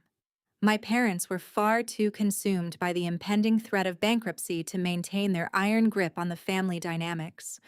More importantly, they were far too distracted to guard their most valuable hostage. My grandfather Winston sat in his specialized care facility on the outskirts of the city. For months, Carol had used her medical guardianship to act as a ruthless gatekeeper. She controlled the visitor log. She held his final days over my head like a loaded weapon, but a loaded weapon is useless if the person holding it forgets to watch the door. Ryan and I did not wait for my parents to catch their breath. We executed the final phase of our administrative retaliation. On a crisp Wednesday morning, we walked into the administrative wing of the hospice center. The air smelled of sterile alcohol wipes and lavender air freshener. We sat across a polished wooden desk from a senior social worker and a representative from Adult Protective Services. I did not bring tears or emotional pleas to this meeting. I brought Ryan, and Ryan brought the paperwork. He slid a heavy manila folder across the desk. The social worker opened it, her eyes scanning the highly organized contents. We provided documented evidence of the active federal fraud investigation targeting my parents. We included the notices of severe financial instability, the looming tax penalties, and the cease and desist letter detailing their extortion attempts against me. Ryan spoke with the calm authority of a corporate auditor. He explained that Douglas and Carol were facing catastrophic financial ruin and potential criminal charges regarding their business practices. He noted that individuals under active federal investigation for fraud are legally unfit to maintain fiduciary or medical control over a vulnerable dependent. The Adult Protective Services representative read through the timeline of the wedding ransom. Her expression shifted from professional courtesy to quiet, focused alarm. The state takes elder care very seriously. When a guardian is proven to be financially exploiting their own children while hiding assets from the government, the court views that guardian as an immediate liability to the ward. The bureaucratic gears turned with breathtaking speed. By Friday afternoon, a judge reviewed the emergency petition. The court recognized the extreme conflict of interest and the active federal investigation. The gavel fell. Douglas and Carol were stripped of their medical guardianship directives. The care responsibilities were legally transferred to me. My mother lost her hostage without ever setting foot in a courtroom. She was too busy answering questions from federal agents to even notice her power evaporating. I walked down the quiet hallway of the care facility the following Sunday. Sunlight streamed through the large skylights, painting warm golden squares on the linoleum floor. I pushed open the door to room 214. Winston rested in a recliner by the window, a woven blanket draped over his knees. The rhythmic beep of a heart monitor provided a steady, comforting soundtrack. He looked up from a crossword puzzle, his eyes widening in genuine surprise. I pulled up a chair and took his weathered hand. His skin felt thin like fragile parchment. I did not tell him about the wedding, the tax trap, or the shattered family. I just told him I was here, and that nobody was going to keep me away ever again. He squeezed my fingers. We spent the afternoon working on the crossword, talking about the Missouri weather and the migrating birds outside his window. I looked back at the doorway. Ryan stood in the hall leaning against the doorframe. He did not intrude. He simply watched, acting as a silent, steadfast shield. For 3 decades, my parents taught me that affection was a transaction. You had to buy their approval. You had to fund their vanity to earn a seat at their table. Looking at Ryan, a man who built a federal defense strategy just to protect my peace, I realized what true devotion looked like. Real love is steady. It is protective. It does not require a wire transfer. Sitting in that serene room, the final remnants of my childhood conditioning dissolved. My parents' power was always a manufactured illusion. It only existed because I allowed their intimidation to work. The moment I stopped playing their game, they became nothing more than 2 scared people trying to hide from an auditor. I pulled my smartphone from my pocket. It was time to sever the digital umbilical cord. I navigated to my contact list.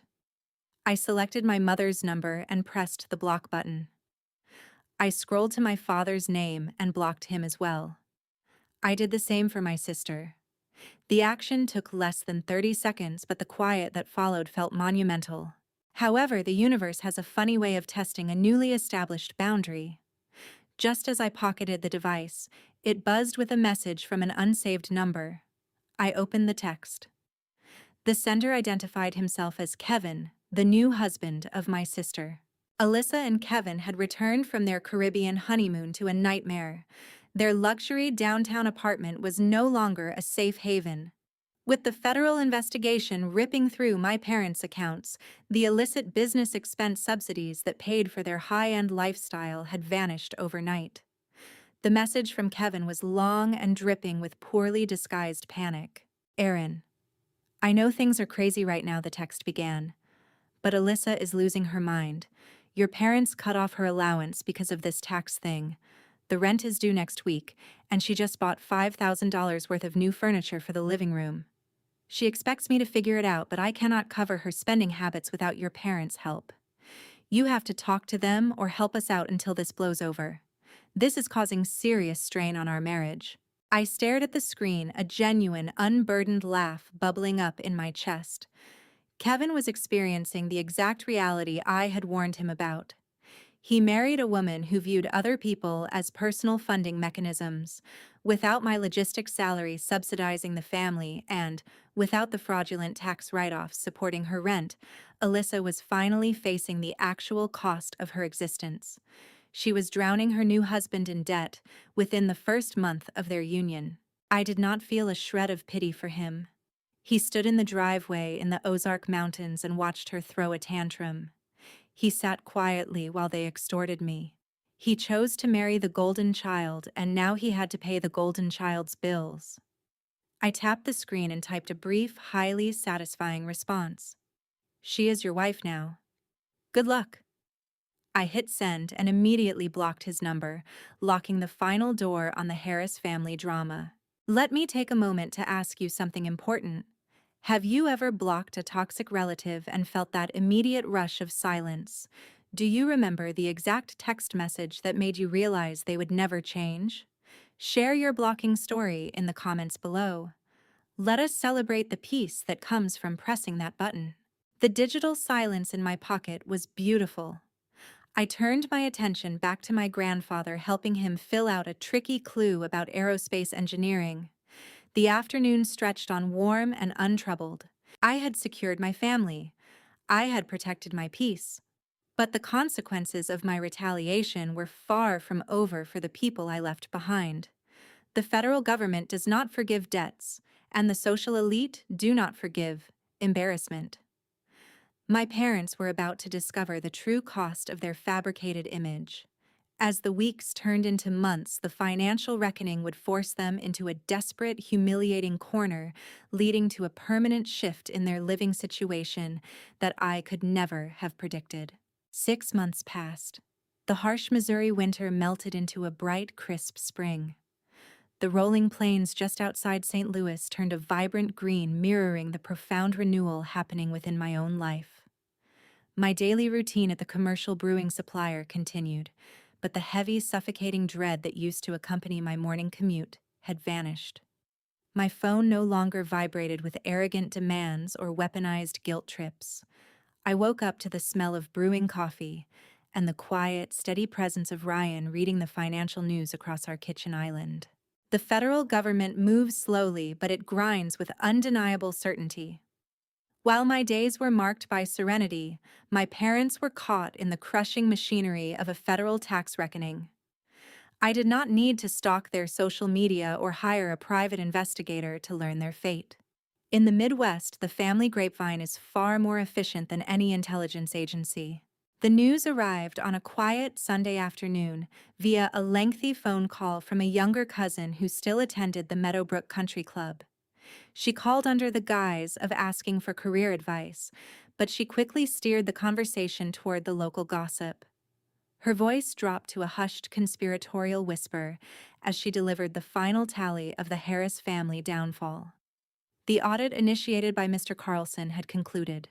The results were catastrophic.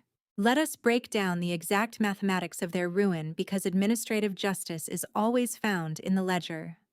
My parents initially extorted $45,000 from my savings to fund a single evening of fabricated glory. They signed the vendor contracts to look wealthy, forcing me to wire the cash. When Mr. Carlson reported that unrecorded financial gift, it triggered a comprehensive review of their agricultural supply company. The federal auditors dug into a decade of their corporate tax filings. They discovered the exact plot twist Ryan had anticipated. For years, Douglas and Carol had been writing off my sister's luxury downtown apartment rent as a corporate hospitality expense. They had shielded thousands of dollars in taxable income by funneling it into the pristine aesthetic of their favorite child. The Revenue Service does not appreciate being treated like a fool. The government hit my parents with staggering back taxes for a decade of fraudulent deductions. Then they applied crippling civil penalties for willful evasion and failing to report the wedding gift. But the financial bleeding did not stop with the federal fines. Douglas and Carol had to pay Mr. Carlson exorbitant hourly rates to untangle their mess, plus a small fortune in retainer fees for specialized defense attorneys, just to keep them out of a federal courtroom. The total sum was astronomical. To avoid a federal lien on their business and keep their agricultural supply company operational, my parents needed to generate a vast amount of liquid cash within a 30-day window. They had only one option left. They drove to a local bank, sat across from a loan officer, and signed the paperwork for a staggering second mortgage on their pristine suburban home. The irony was exquisite. In their desperate, calculated attempt to force me to pay for their wealthy public image, they had effectively bankrupted their own future. Their house, the pristine museum of lemon polish and leather furniture, where they had issued their cruel ultimatum, was now leveraged to the hilt. Every month, a huge portion of their dwindling income would go directly to a bank just to keep a roof over their heads. But the poetic justice extended far beyond my parents' bank accounts. Alyssa returned from her Caribbean honeymoon expecting to resume her life as a pampered socialite. Instead, she found the bank vault permanently locked. Without the fraudulent corporate write-offs subsidizing her rent, and with my parents drowning in a second mortgage, the financial pipeline dried up overnight. Kevin, her new husband, worked a standard entry-level corporate job. His modest salary could not cover the exorbitant lease on their downtown high-rise, nor could it sustain the endless stream of designer clothing and expensive dinners Alyssa considered essential to her existence. They drained their small savings within the first 3 months of their marriage. When the eviction notices started arriving, they had no choice but to break their lease. With their credit scores ruined and no other options available, Alyssa and Kevin packed their belongings into rented moving trucks. They drove away from the trendy downtown skyline and relocated to the only place that would take them in. They moved into the spare bedrooms of my parents' heavily mortgaged suburban house. My cousin painted a vivid, agonizing picture of their new domestic reality. Four incredibly selfish, deeply materialistic individuals were now trapped under one roof. The environment was profoundly claustrophobic. My father was working grueling 80-hour weeks at the agricultural firm just to meet the new loan payments, returning home exhausted and bitter. My mother stripped of her country club standing, and her social superiority directed her resentment toward her new roommates. Alyssa stripped of her luxury apartment, and her endless allowance was reportedly throwing daily tantrums about her downgraded lifestyle. Kevin was trapped in the crossfire, enduring constant complaints from a wife who blamed him for not providing the fairy tale she felt she deserved. They had demanded a flawless, picture-perfect family image. The universe handed them exactly what they asked for: a sprawling suburban house filled with the people they claimed to love. And now, they were suffocating each other. I sat on a wooden stool at my kitchen island, listening to my cousin detail the constant screaming matches echoing down their street. I did not feel a trace of guilt. I did not feel sorrow. I felt the pure, unadulterated peace of a closed ledger. Let me ask you to pause and reflect for a moment. Have you ever watched someone dig a pit for you, only to trip and fall into it themselves? Have you ever witnessed the precise moment when a toxic person's manipulation backfires, trapping them in a cage of their own design? Share your story in the comments. I want to read about the moment the universe delivered the bill to the people who hurt you. I hung up the phone and looked at Ryan. He was typing on his laptop, reviewing a quarterly report for his auditing firm. I walked over and placed a hand on his shoulder. He looked up, his eyes sharp and steady. They lost the apartment, I told him. They moved back in with my parents. The bank approved the second mortgage. Ryan offered a slow, satisfied nod. The math always wins, he said quietly. He was right. The math always tells the truth. My family viewed money as a weapon to maintain control, but they failed to understand that the federal tax code is a much larger, much heavier weapon. They thought they could extract $45,000 from my life without consequences. I used to look back at the wedding ransom and feel a pang of sharp regret for the money I lost. That sum represented years of early morning shifts, skipped vacations, and ruthless budgeting. It was the foundation of the future I was trying to build. But standing in my sunlit kitchen, knowing the exact fate of the people who extorted me, my perspective shifted entirely. That $45,000 was not a loss. It was an exit fee. It was the most expensive lesson I ever bought, but the return on investment was immeasurable. I purchased my permanent, undeniable freedom. I bought my way out of a lifetime of emotional servitude. I paid a premium to watch the illusion of the Harris family shatter in broad daylight.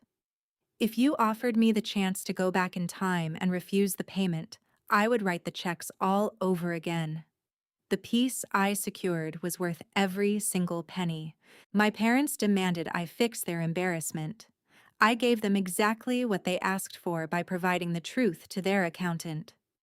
Now they would spend the next 2 decades paying the interest on their own arrogance. The storm had finally passed, leaving a clean, clear horizon in its wake.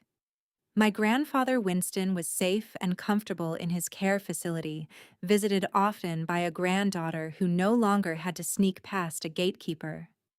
My finances, though depleted, were slowly beginning to recover thanks to my steady career and a household devoid of leeches. But the ultimate victory was not just about escaping the trap.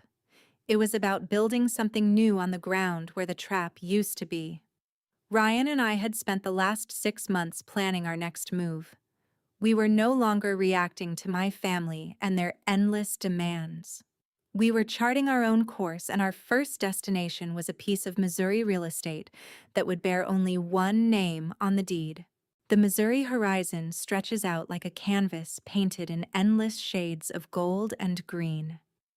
If you drive 30 minutes past the concrete boundaries of St. Louis, the crowded highways dissolve into rolling plains. The air feels different out here.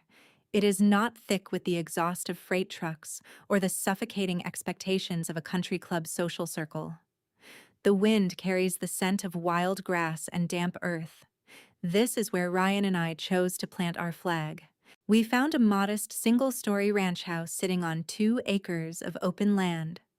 It did not have marble countertops or a grand sweeping staircase. It featured a wrap-around wooden porch weathered by the Midwestern sun and a wall of windows facing the western sky. It was practical. It was quiet. It was exactly what a sanctuary should look like. The morning we closed on the property, we sat in a sterile conference room at a local title company. The escrow agent slid a thick stack of legal documents across the polished mahogany table. For a brief second, a phantom echo of anxiety fluttered in my chest. I remembered the last time I sat in front of a stack of binding contracts. I remembered the glossy white folder my father pushed across his glass coffee table. I remembered the crushing weight of the botanical garden venue agreement signed by my parents but funded by my stolen future. I picked up the blue ink pen. I looked down at the final page of the closing packet. This document was the official property deed. I scanned the heavy black text. There were no hidden clauses. There were no emotional strings attached. The paper bore exactly 2 names, Aaron Harris and Ryan Sterling. My parents' names were nowhere to be found. They held no leverage over this land. They possessed no key to the front door. They could not use this roof to extort my obedience or threaten my peace. I pressed the pen to the paper and signed my name. Ryan signed his name right below mine. The notary stamped the page with a loud, satisfying thud. We walked out of that office holding a single brass key unburdened by debt to anyone but the bank. However, the transition into a peaceful life often comes with a final test of your resolve. Toxic systems do not just let you walk away without throwing one last hook to see if you will bite. 2 weeks after we moved in, I walked to the end of our gravel driveway to check the metal mailbox. Inside, resting beneath a stack of utility bills, was a pristine white envelope. The return address belonged to the heavily mortgaged suburban house I used to call home. The cursive handwriting looping across the front was unmistakably my mother's. I stood frozen on the edge of the gravel road. The familiar conditioned response flared in my nervous system. My heart rate elevated. My palms grew damp. For 3 decades, an envelope like this meant a new demand, a fresh wave of weaponized guilt, or a summons to fix a crisis they created. A younger version of myself would have torn the paper open right there by the mailbox, desperate to read her words, hoping for a fractured apology or a sliver of validation. I held the envelope up to the sunlight. I realized that whatever words she wrote inside were irrelevant. If it was an apology, it was motivated by her new financial misery. If it was an attack, it was a desperate attempt to regain control. Neither option offered me anything of value. I walked back up the driveway. Ryan was standing on the wooden porch holding 2 cups of coffee. He saw the envelope in my hand. He did not ask what I was going to do. He simply watched me. I walked past him, stepping down into the yard where we had built a small stone fire pit. I tossed the unopened letter onto the cold ashes. I struck a match and dropped it onto the pristine white paper. The flame caught the edge, turning the elegant cursive into black, curling smoke. I watched my mother's final attempt at manipulation turn to dust and blow away across the open plains. I turned around, took my coffee from Ryan, and smiled. The final thread was severed. We hosted our housewarming party on a warm Saturday evening in late May. The event looked nothing like the lavish, suffocating spectacles my parents engineered. There were no imported floral arches masking the scent of reality. There was no gold leaf calligraphy dictating where people were allowed to exist. We invited the colleagues from my logistics firm who had covered my shifts when I needed to visit my grandfather. We invited Ryan's family people who laughed loudly and hugged fiercely without expecting a wire transfer in return.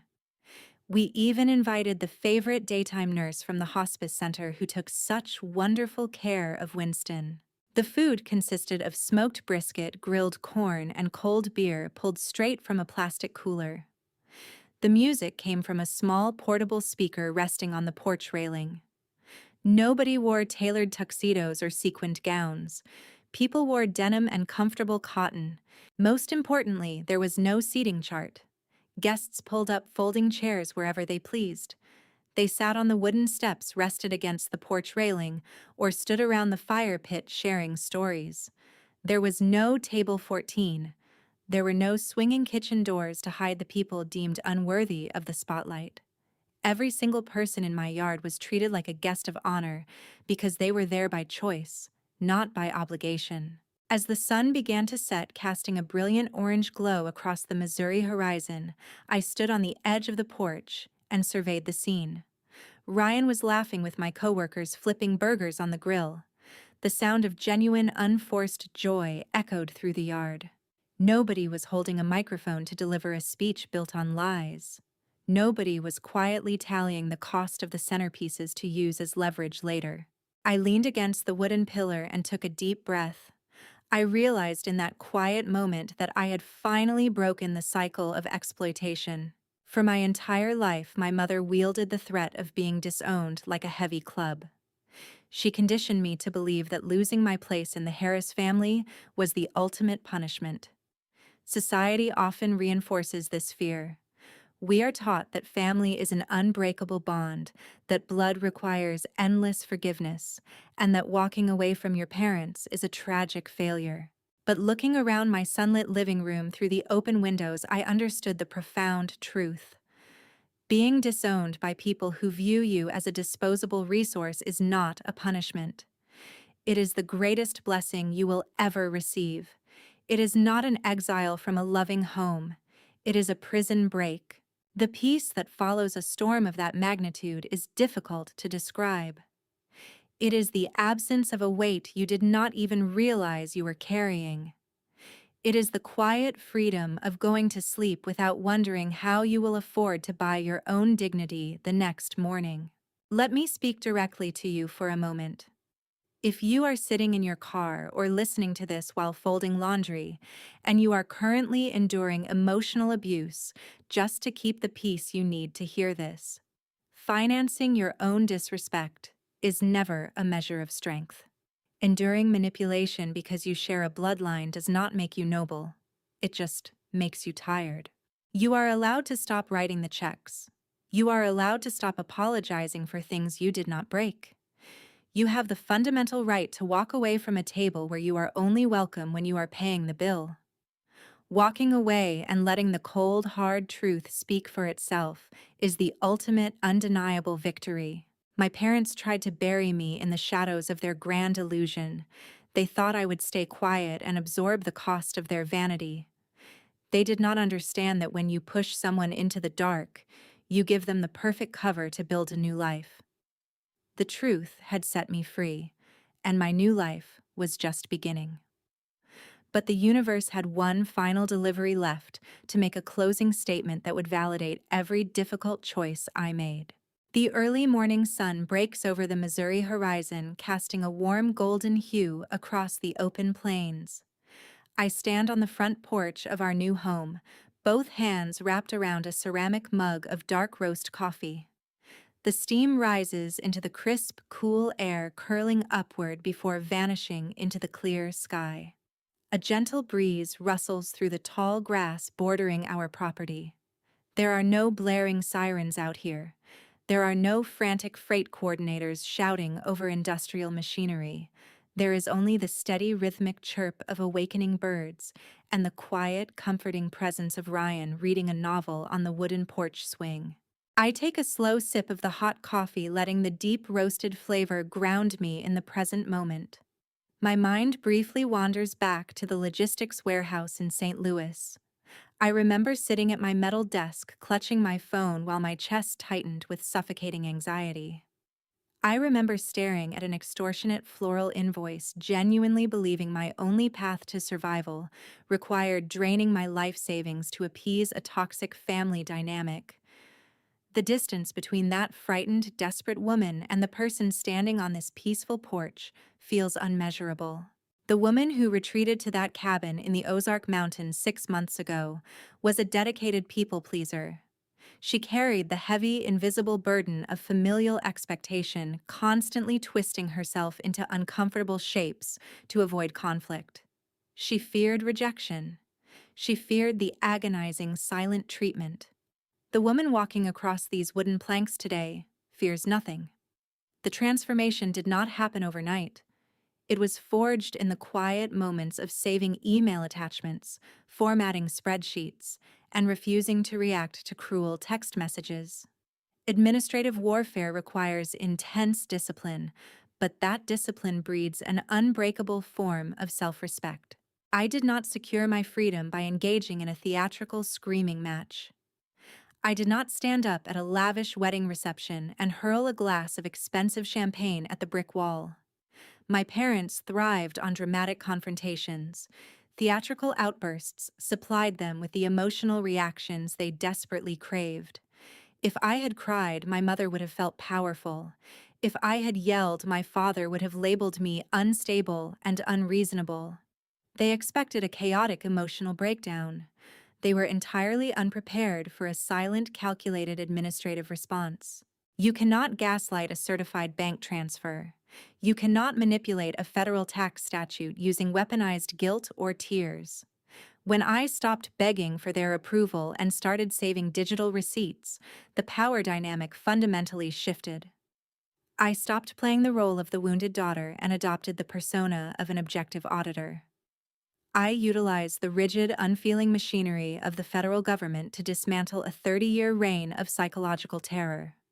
The vendor contracts the dual-column spreadsheets, and the digital paper trail served as an impenetrable shield. Before I turn my attention back to the horizon, my thoughts drift briefly to Winston.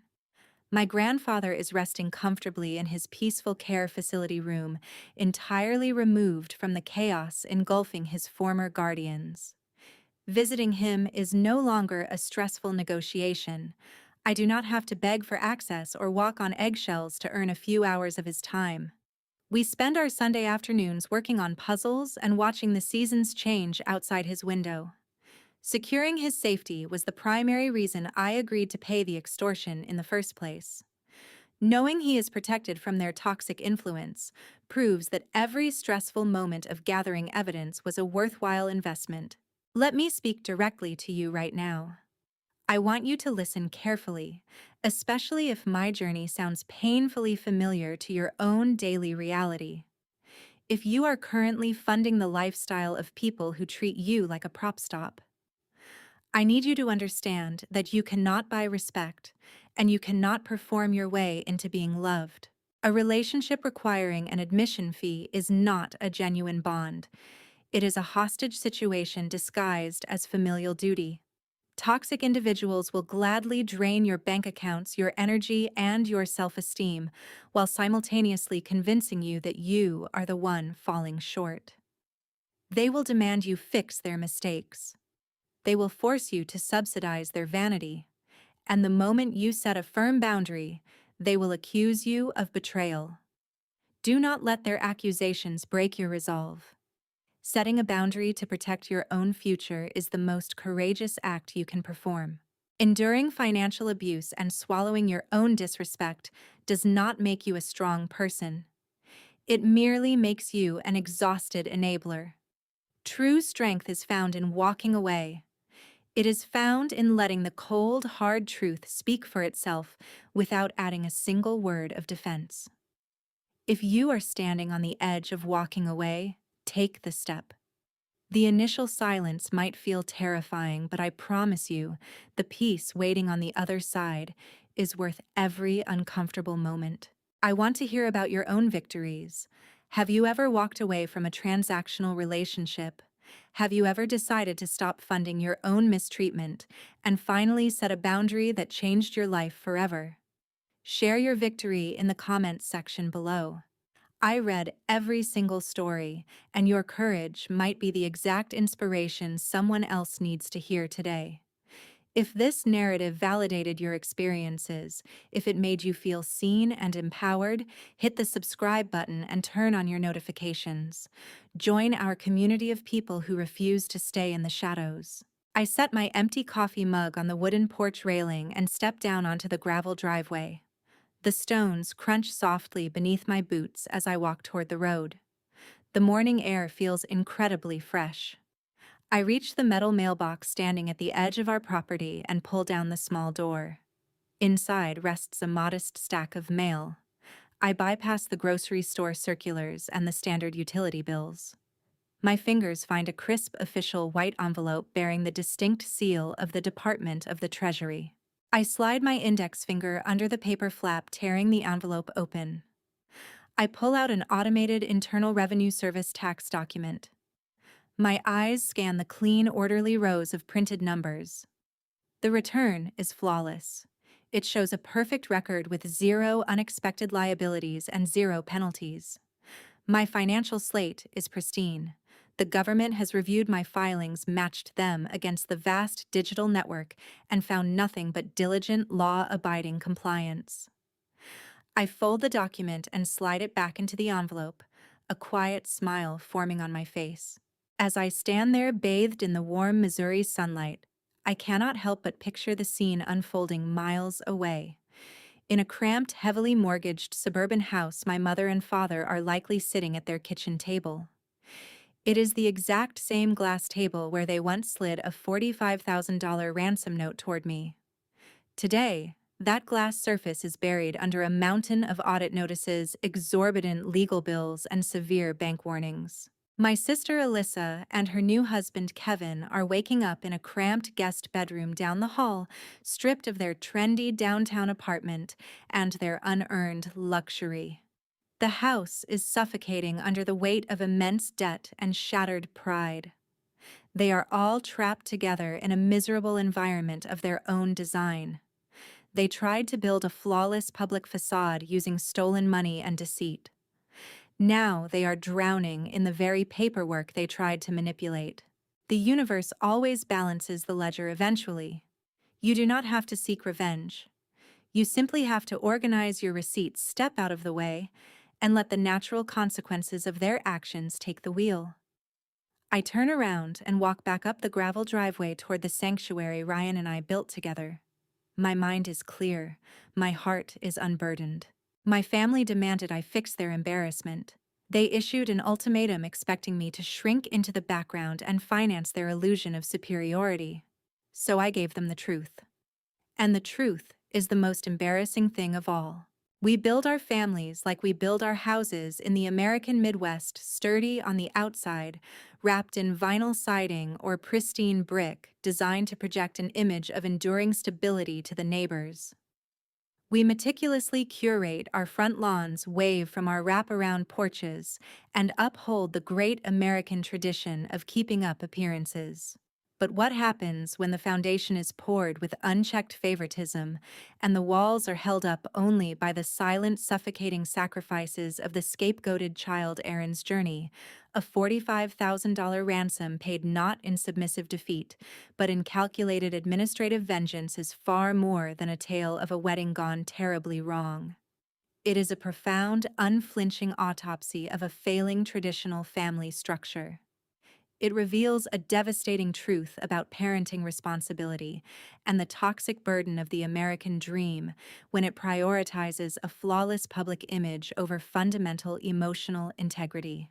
In a culture that fiercely champions the ideal of a united, successful family, parenting is too often viewed as a simple ledger of provision. We are tempted to measure good parenting by the zip code of the house, the brand of the car in the driveway, and the prestige of the university bumper sticker on the back window. Yet true parental responsibility transcends the material. It requires an unwavering, often deeply uncomfortable commitment to emotional fairness. The tragedy of the Harris family did not begin with a country club bridal shower, nor did it end with a heavily mortgaged suburban home facing an IRS audit. It began decades earlier in the quiet, invisible moments where one child was elevated to a pedestal and the other was reduced to a stepping stone. When parents actively manufacture a golden child to serve as the mascot of their own success, they are committing a dual crime against their offspring. They do not just curse the scapegoat to a lifetime of emotional hunger, they curse the favorite to a life of crippling dependency. Alyssa was handed the world on a silver platter, but she was never taught how to carry its weight. She was praised for her aesthetic, but never disciplined for her cruelty. Erin, conversely, was handed nothing, and so she was forced to learn how to build an empire out of sheer survival. The failure to parent with equity is a failure to prepare children for reality. Emotional awareness is the bedrock of long-term guidance. Without it, children grow into adults who view love purely as a transaction, constantly wondering what they must purchase to be worthy of affection. We are culturally conditioned to believe that family helps family. It is a beautiful, deeply traditional sentiment that is meant to bind generations together through hardship. But in the hands of emotionally blind parents, this virtue is twisted into a weapon of financial and psychological abuse. Douglas and Carol demanded a massive financial apology under the guise of familial duty, using a dying grandfather in a hospice bed as leverage to secure a fairy tale wedding. This is where the traditional family structure rots from the inside out. True family responsibility means protecting your children from the cruelties of the world, not sacrificing them to it in order to protect your own fragile pride. Teaching a child responsibility means guiding them to stand firmly on their own 2 feet. It does not mean forcing them to carry the weight of their parents' unearned vanities and social insecurities. To raise a healthy, resilient child, a parent must possess the courage to be emotionally honest. They must be willing to look in the mirror, acknowledge their own flaws, and admit when they are wrong. But the parents in this story traded their emotional awareness for the intoxicating, fleeting applause of a country club dining room. They chose the shimmering illusion of wealth over the quiet, unglamorous reality of unconditional love. When a family prioritizes how they look over how they treat one another, they build a sprawling house of cards that is destined to collapse. Aaron's administrative retaliation, the collected receipts, the adherence to tax laws, the cold, undeniable ledger of bank transfers was simply the mirror her parents had refused to look into for 30 years. The ensuing federal audit was not a punishment from a vindictive, bitter daughter. It was the inevitable mathematical conclusion of a family that had been morally and emotionally bankrupt for decades. This brings us to a profound truth that makes many traditionalists deeply uncomfortable. We are conditioned by society, by religion, and by popular media to believe that forgiveness is always required and that familial estrangement is a tragic, shameful failure. We are repeatedly told that blood is thicker than water, a phrase relentlessly misquoted and weaponized to demand infinite grace for infinite abuse. But here is a fundamentally different viewpoint. Sometimes the highest form of love you can offer a profoundly toxic family is to step aside and let them fall. Protecting people from the natural consequences of their own cruelty does not heal them. It merely enables their sickness to spread. Refusing to pay the ransom is not a failure of family values. For a child raised as a sacrificial lamb walking away is the ultimate triumphant assertion of human dignity. We must stop romanticizing the endurance of abuse as a testament to familial loyalty. Being disowned by a corrupt, exploitative system is not a tragedy to be mourned. It is the most profound graduation a human being can experience. It is the birth of the self forged in the fires of boundary setting. If you have ever had to break the cycle of generational trauma, or if you are standing on the edge of walking away from a table where you are only valued for what you can provide, you are not alone. The quiet after the storm is waiting for you. Follow Zara Told Stories for more narratives that shine a light on the hidden corners of family dynamics, the reality of setting boundaries, and the quiet courage it takes to reclaim your own life. We spend our lives writing hopeful scripts for the people we love, desperately praying they will one day learn their lines and play the roles we need them to fill. We want the loving mother, the protective father, the loyal sister. But a family is not a stage play, and affection cannot be invoiced. The ultimate lesson of this journey is not about the mechanics of revenge, nor is it about the rigidities of federal tax law. It is about the horrifying, liberating realization that you cannot perform your way into being valued. When you finally stop paying the ransom for your own respect, the silence that follows will be deafening. It might even terrify you at first. But within that heavy, beautiful silence, you will finally hear the sound of your own voice. Look at the empty chairs at your dinner table. Look at the closed doors in your past. Are they monuments to a family you have lost, or are they the sturdy barricades protecting the peace you have finally won? The lock is turned, the house is quiet, and the bill for the first time in your life is not yours to pay.